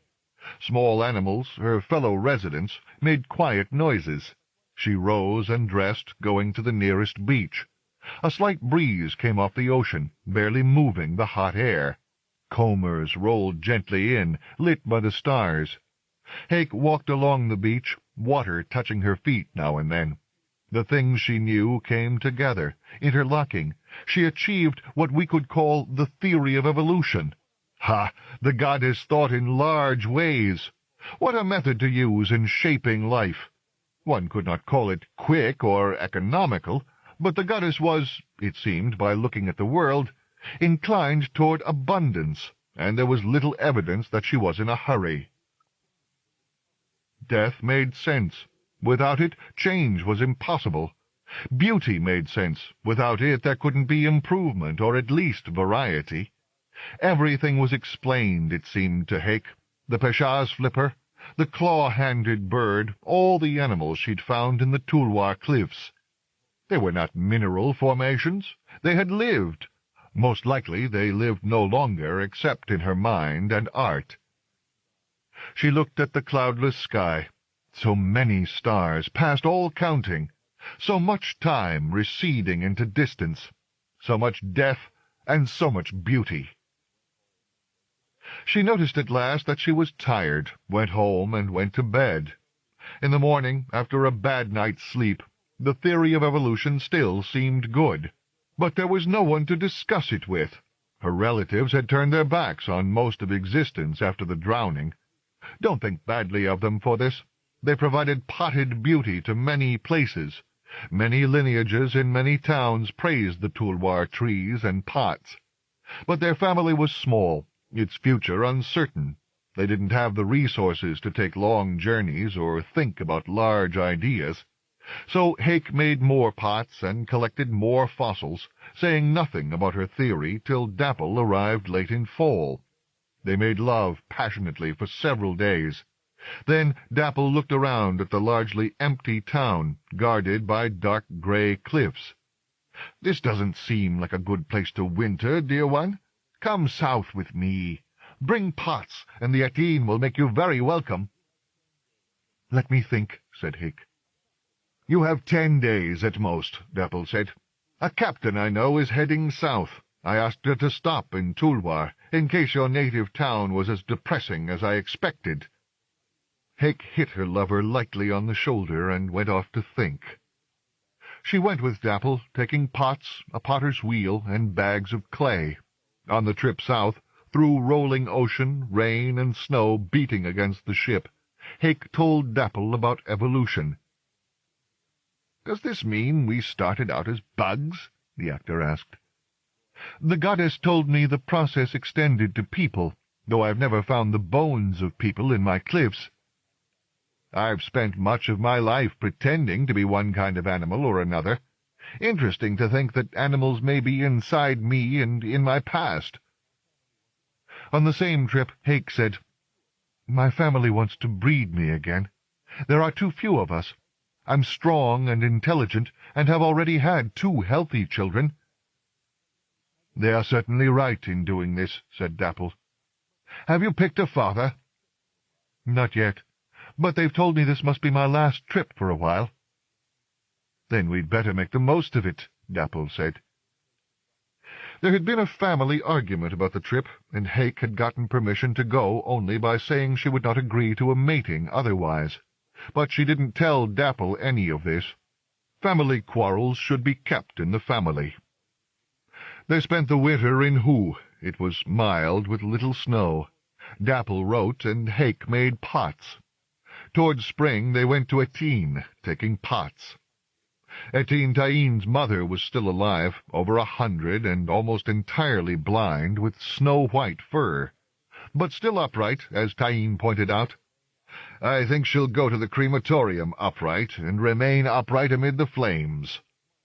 He said this in the presence of the old lady, who smiled grimly, revealing that she'd kept almost all her teeth.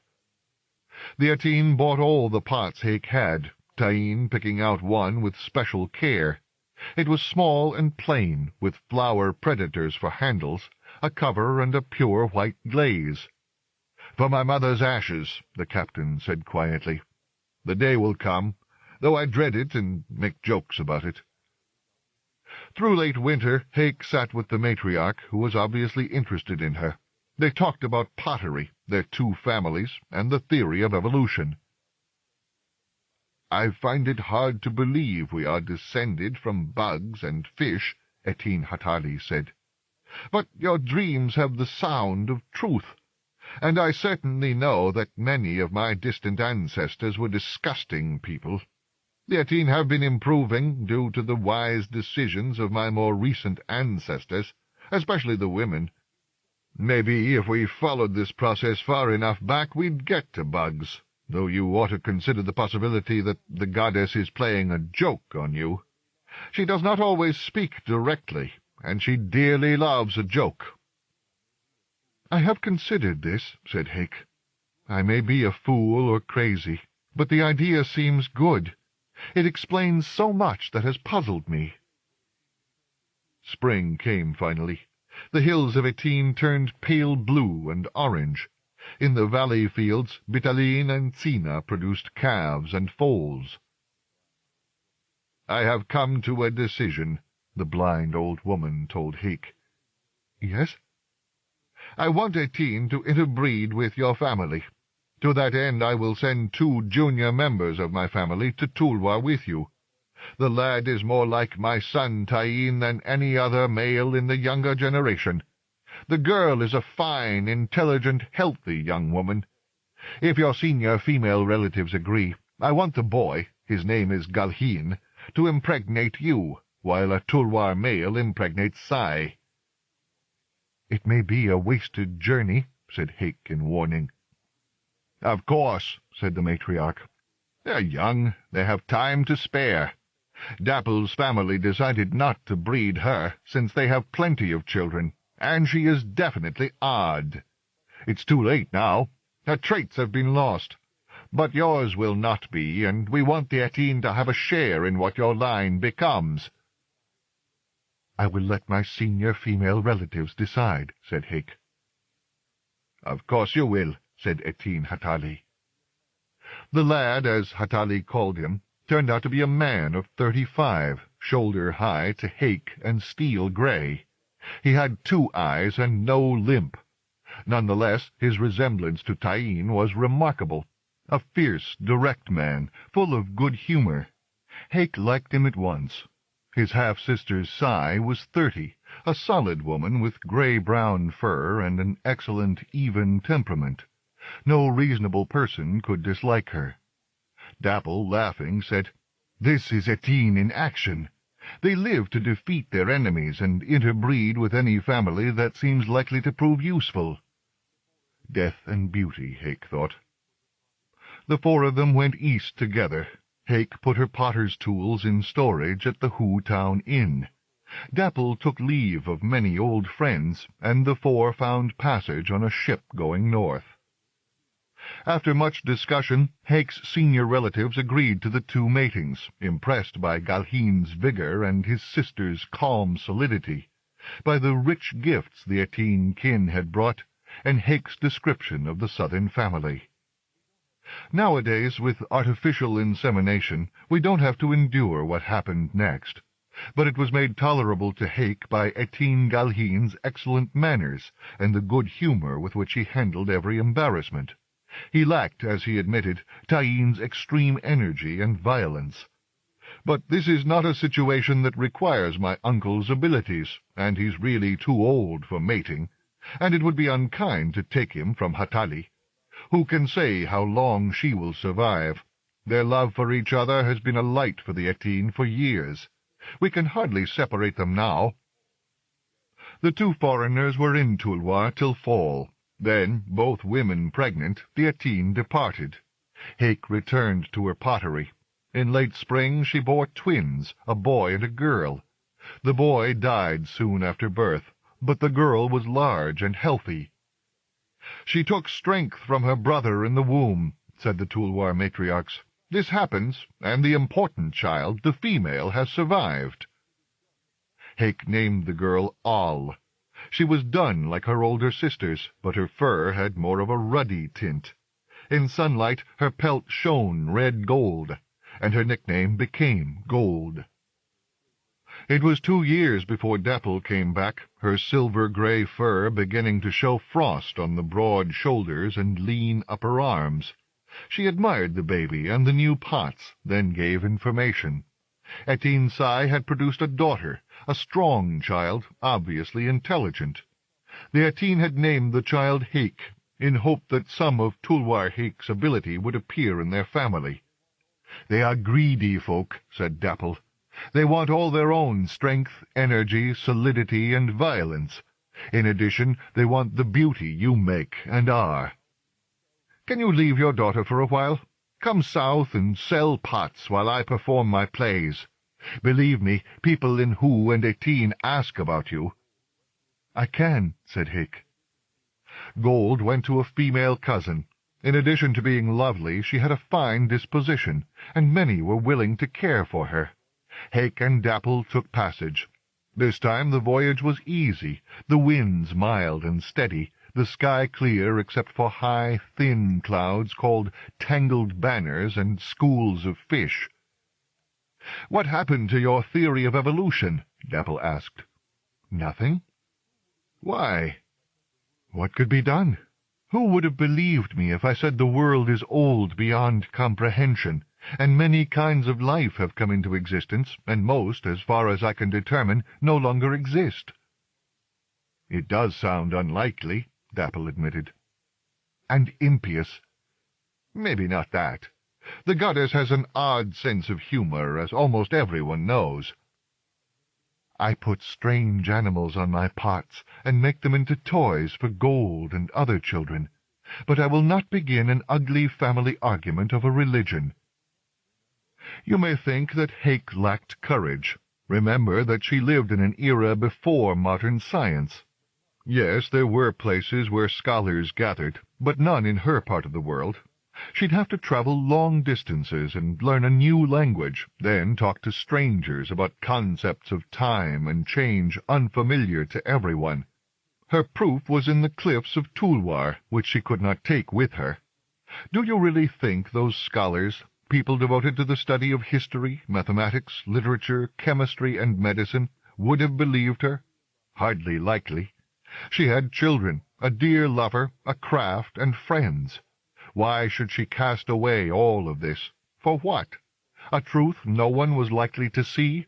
Better to stay home or travel along the coast. Better to make pots on her own and love with Dapple. They reached Hu Town in early summer. The inn's potted trees bloomed scarlet and sky blue. "The potter of strange animals!" cried the innkeeper. "I have bought 5 of your pots for my trees." Indeed, the woman had. Hake wandered around the courtyard, admiring her own work. 4 were the kind she'd made when she first returned from the south, decorated with scratches and glazed white or black. The 5th had an underwater scene, done in low relief. Beaked fish swam around the top. Below them, rising from the bottom of the pot, were long, sinuous plants. Hake had named them ocean whips. It was possible that they were animals. Once or twice she had found shadows that might be mouths with teeth. Between the plants, or animals, were segmented bugs. The glaze was dark blue with touches of white. "This is more recent," Hake said. "I bought it because you are the potter of strange animals. But I prefer the other pots. They set off my trees." Who can argue opinions about art, especially with someone who has bought 5 large pots? Dapple's company was at the inn, having arrived several days before. Hake knew all of them except the apprentices. For a while they traveled through the little coastal towns of Hu, Tesh, and Tatesh, performing comedies and now and then a tragedy. These last were a surprise to Hake, especially the tragedies about women. They were so subdued. Instead of tumbling and rude jokes, there were small gestures, turned heads, a few words spoken quietly. The actors wore plain robes in sober colors. Their faces were unmasked. Most of the time the music came from a single flute. Its sound reminded Hake of a thread floating on moving water. coiling and uncoiling in the current. "It's my observation that women suffer as much as men," said Dapple in explanation. "But we are expected to be solid and enduring. As a result, our suffering is quiet. I'm trying to show it in the way it happens. Ha! I am tired of loud, rude comedies, and loud, sad plays about the suffering of men." At last, in far southern Tesh, they turned inland, travelling without merchants. The borders between Atene and its eastern neighbours were all quiet. The various families had been allies and breeding partners for generations, and none tolerated criminal behaviour. By now it was late summer. The plain baked under a sun like polished brass. The Atene hills were hot and dusty. When they reached Hatali's house, it was with relief. Household women greeted them. Men took their tsina and the packs of props and costumes. Their rooms opened on a courtyard with 2 bathing pools. The water in one was colourless and cold. The other bubbled, bright green. The entire acting company stripped and climbed in. What a pleasure! Though both pools were crowded, well, thought Hake, she'd take a slow bath later, soaking the travel aches from her muscles and bones. When they were done and in fresh clothes, a woman came for Dapple and Hake. "Atene Taine wants you to join his mother." "Of course," said Dapple. They went through shadowy halls, silent except for birds calling in the house's eaves. They sounded like water running over stones. The woman said, 30 days ago Hatali fell. She seemed unharmed except for damage to one foot. It drags a little now. But since the fall she's been preoccupied and unwilling to do much, except sit and talk with Taine. We fear her great strength is coming to an end." "It can't be," said Dapple. "You know about old age and death. We've seen them in your plays." Saying this, the woman opened a door. Outside was a terrace, lit by the afternoon sun. Hatali sat in a high-backed chair, leaning against the back, her eyes closed. How old she looked! How thin and frail! Her warrior son sat next to her on a stool, holding one of his mother's hands. He looked at them, laid Hatali's hand gently in her lap, and rose. "Cholqua is in the north. I'm glad to see you, Dapple." They sat down. Hatali opened her eyes, obviously seeing nothing. "Who has come, Tai?" "Dapple and her lover, the potter." The old lady smiled. "One last play." "A play, yes," said Dapple. "But not the last, I hope." A look of irritation crossed Hatali's face. "Did the potter bring pots?" Hake excused herself and went to find her pack. Now she understood the house's quiet.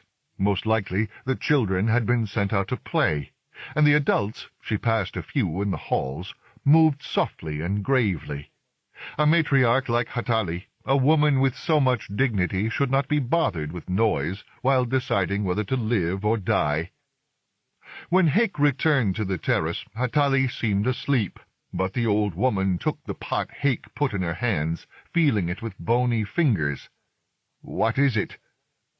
"There's a skull on top, a replica of one I found in stone." "It's shaped like a Klee skull," Hatali said. "A bit, but the teeth are different.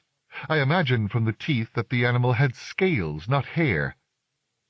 Hatali exhaled and felt more. "On the sides of the pot?" "The animal as I imagine it must have been when alive.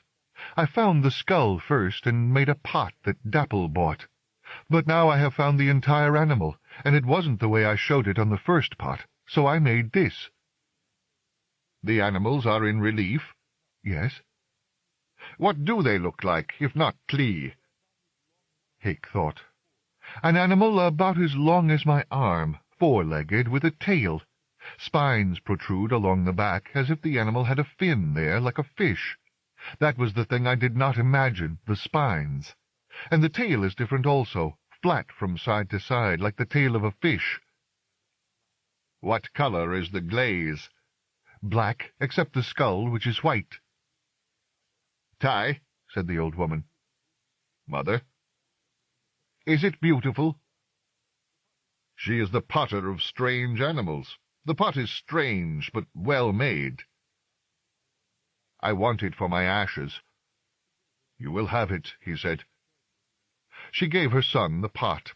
He turned it in his blunt, strong-looking hands. Hatali turned her blind face toward Hake. "You must still believe your crazy idea, that we are descended from bugs." "That the world is old and full of change, yes," said Hake. "Sit down and tell me about it again." Hake obeyed. The old woman listened as she explained about beauty, death, and change. "Well, we have certainly improved our lineage through careful breeding," said Hatali finally. "The child your kinsman fathered on Sai is a fine little girl.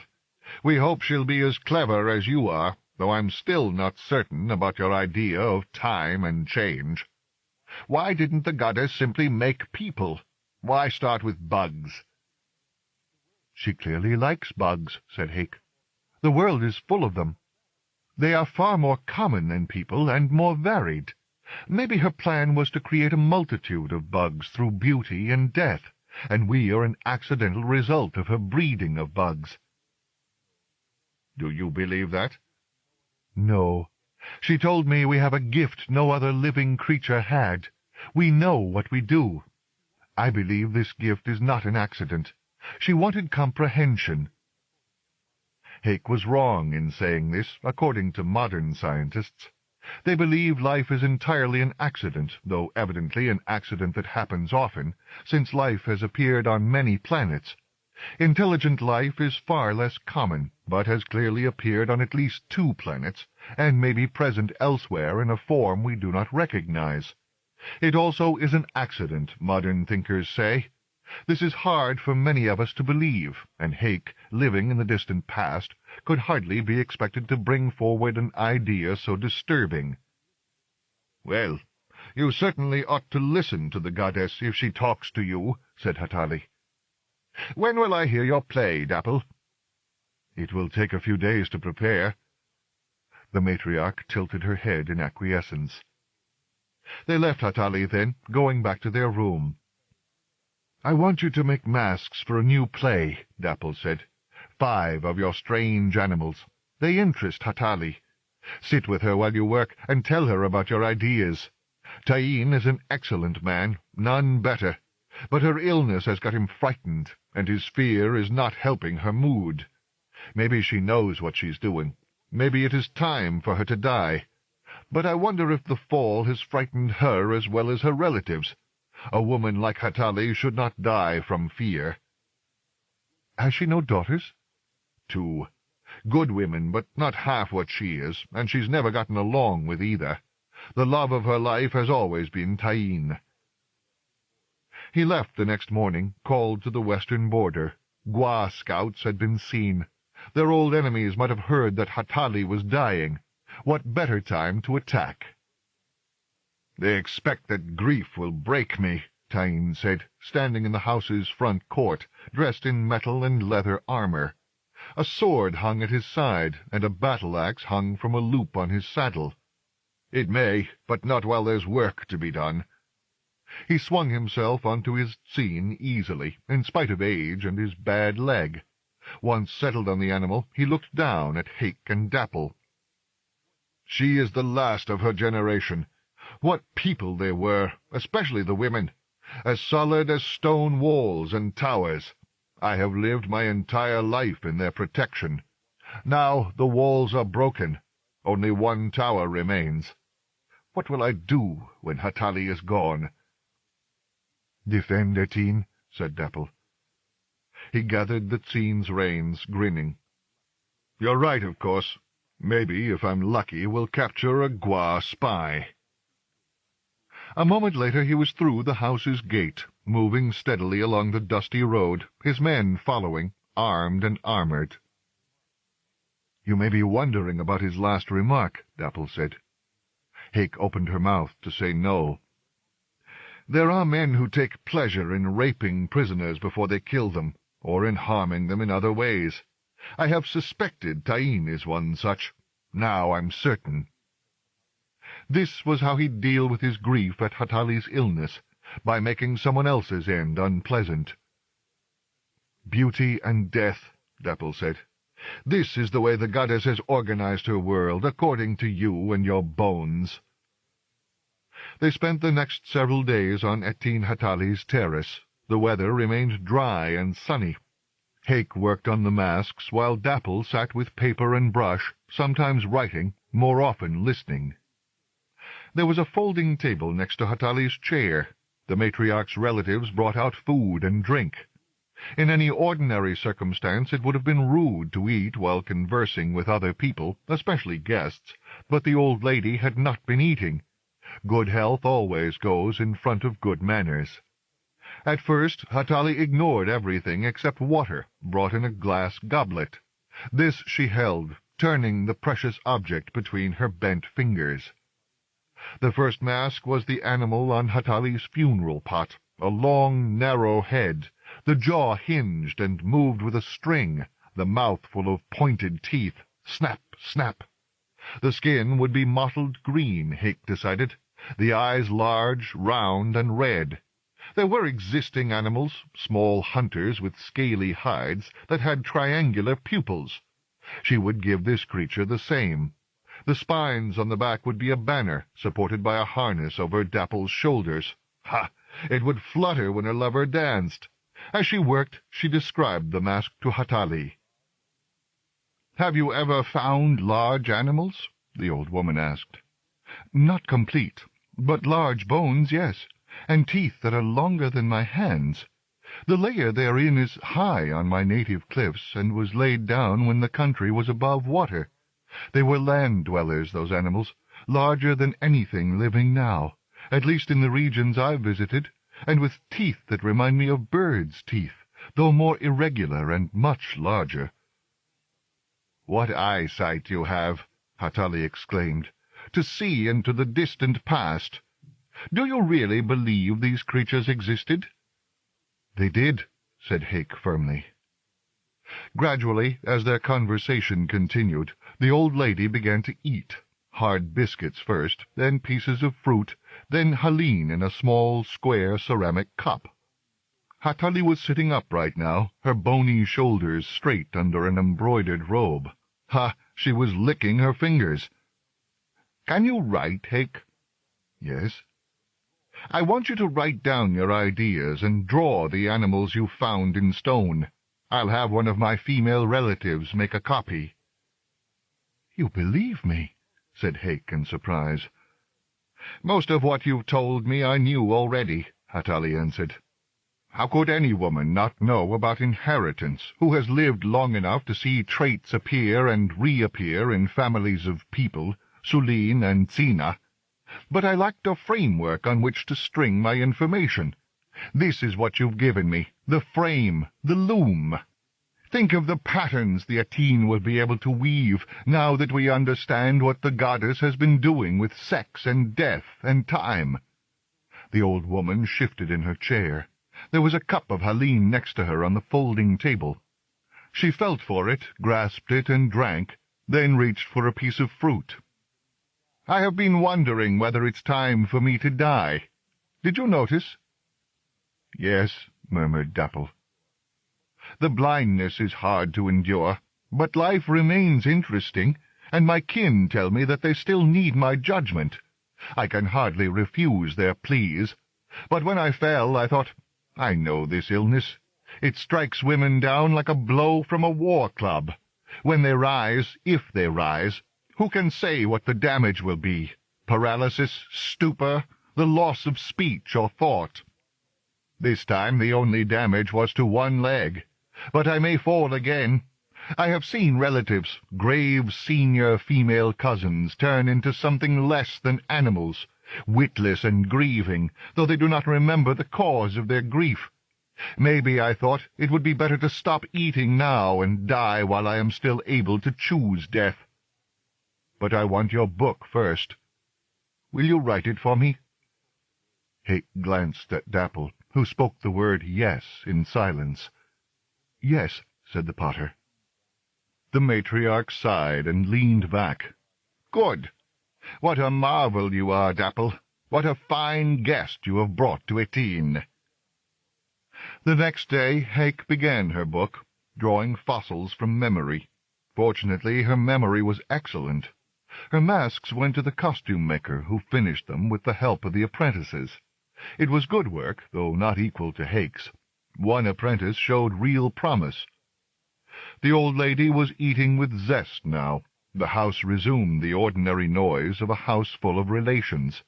Children shouted in the courtyards. Adults joked and called.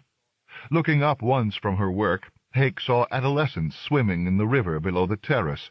Slim, naked girls, their fur sleeked by water, clearly happy. By the time the Etine war party returned, Taine looking contented as he dismounted in the front courtyard, the book on evolution was done. Taine greeted them and limped hurriedly to his mother's terrace. The old woman rose, looking far stronger than she had 20 days before. The war captain glanced at Dapple. "You're doing?" "Hake's." "Etine will buy every pot you make," the captain said in a fierce whisper, then went to embrace his mother. Later he looked at Hake's book. This renewed Hatali's interest in life? Pictures of shells and bones? "Ideas," said Dapple. "Well," said Taine, "I've never been one for thinking. Ideas belong to women, unless they're strategic or tactical. All I can be is thankful and surprised." He turned the folded pages. "Mother says we will be able to breed more carefully, thinking of distant consequences rather than immediate advantage. All this from bones." The actors did their play soon after this, setting their stage in the house's largest courtyard. It began with a fish that was curious about the land and crawled out of the ocean. In spite of discomfort, the fish stayed, changing into an animal with 4 legs and feet.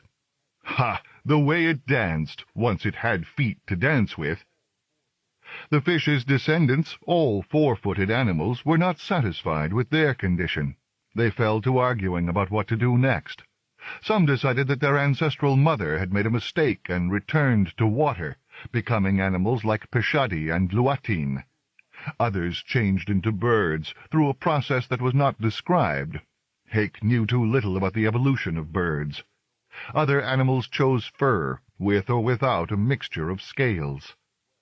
One animal chose judgment as well as fur. "How ridiculous!" cried her comrades.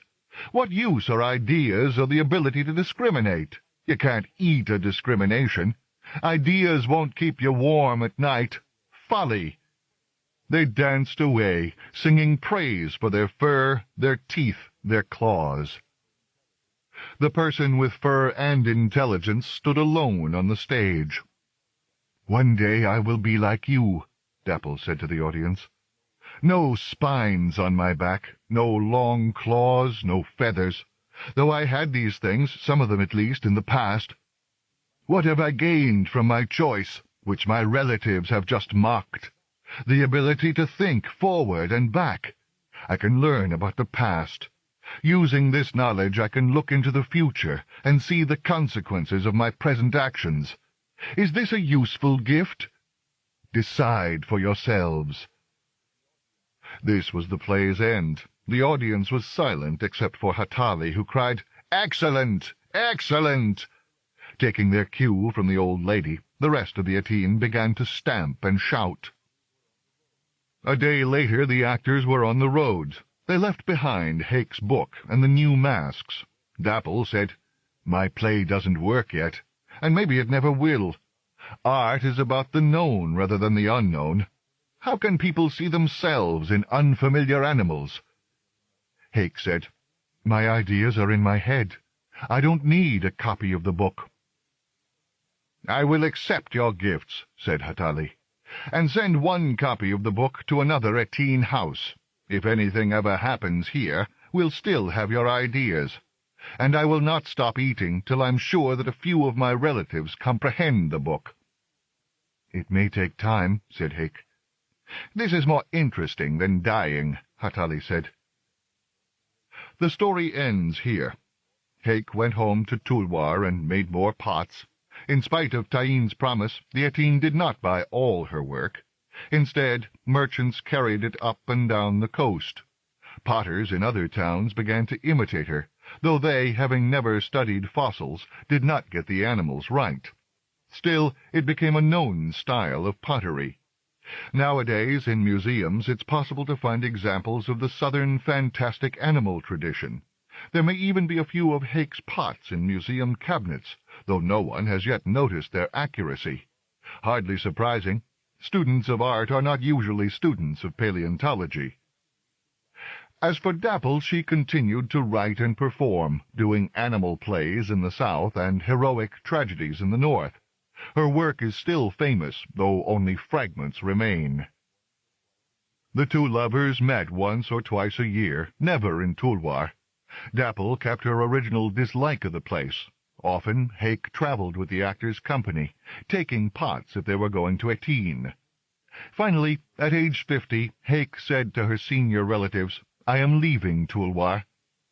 The relatives protested. "I have given you 3 children and trained 5 apprentices. Let them make pots for you. Enough is enough." What could the relatives say? Plenty, as it turned out, but to no avail. Haik moved to a harbor town midway between Tulwar and Hu. The climate was mild and sunny. The low surrounding hills had interesting fossils embedded in a lovely, fine-grained cream-yellow stone. Haik set up a new pottery. Dapple, tired of her rainy home island, joined the potter. Their house was small, with only one courtyard. A crown of fire-tree grew there, full-sized and rooted in the ground. Every spring it filled their rooms with a sweet aroma, then filled the courtyard with a carpet of fallen blossoms. Beauty and death, Dapple sang, as she swept the flowers up. Imagine the two women growing old together, Dapple writing the plays that have been mostly lost, Haik making pots and collecting fossils. The creatures in those hills, if anything, they were stranger than the animals in the cliffs of Tulwar. As far as is known, Haik never wrote her ideas down a second time. If she did, the book was lost, along with her fossils, in the centuries between her life and the rediscovery of evolution. Should she have tried harder? Would history have been changed if she had been able to convince people other than Atene Hatali? Let others argue this question. The purpose of this story is to be a story. The Atene became famous for the extreme care with which they arranged breeding contracts and for their success in all kinds of far-into-the-future planning. All through the South, people said, "This is a lineage that understands cause and effect." In modern times, they have become one of the most powerful families on the planet. Is this because of Haik's ideas? Who can say? Though they are old-fashioned in many ways, they've had little trouble dealing with new ideas. Times change, the Atenes say. Ideas change. We are not the same as our ancestors, nor should we be. The goddess shows no fondness for staying put, nor for getting stuck like a cart in spring rain. Those willing to learn from her are likely to go forward. If they don't, at least they have shown the Great Mother respect, and she, in return, has given them a universe full of things that interest and amaze.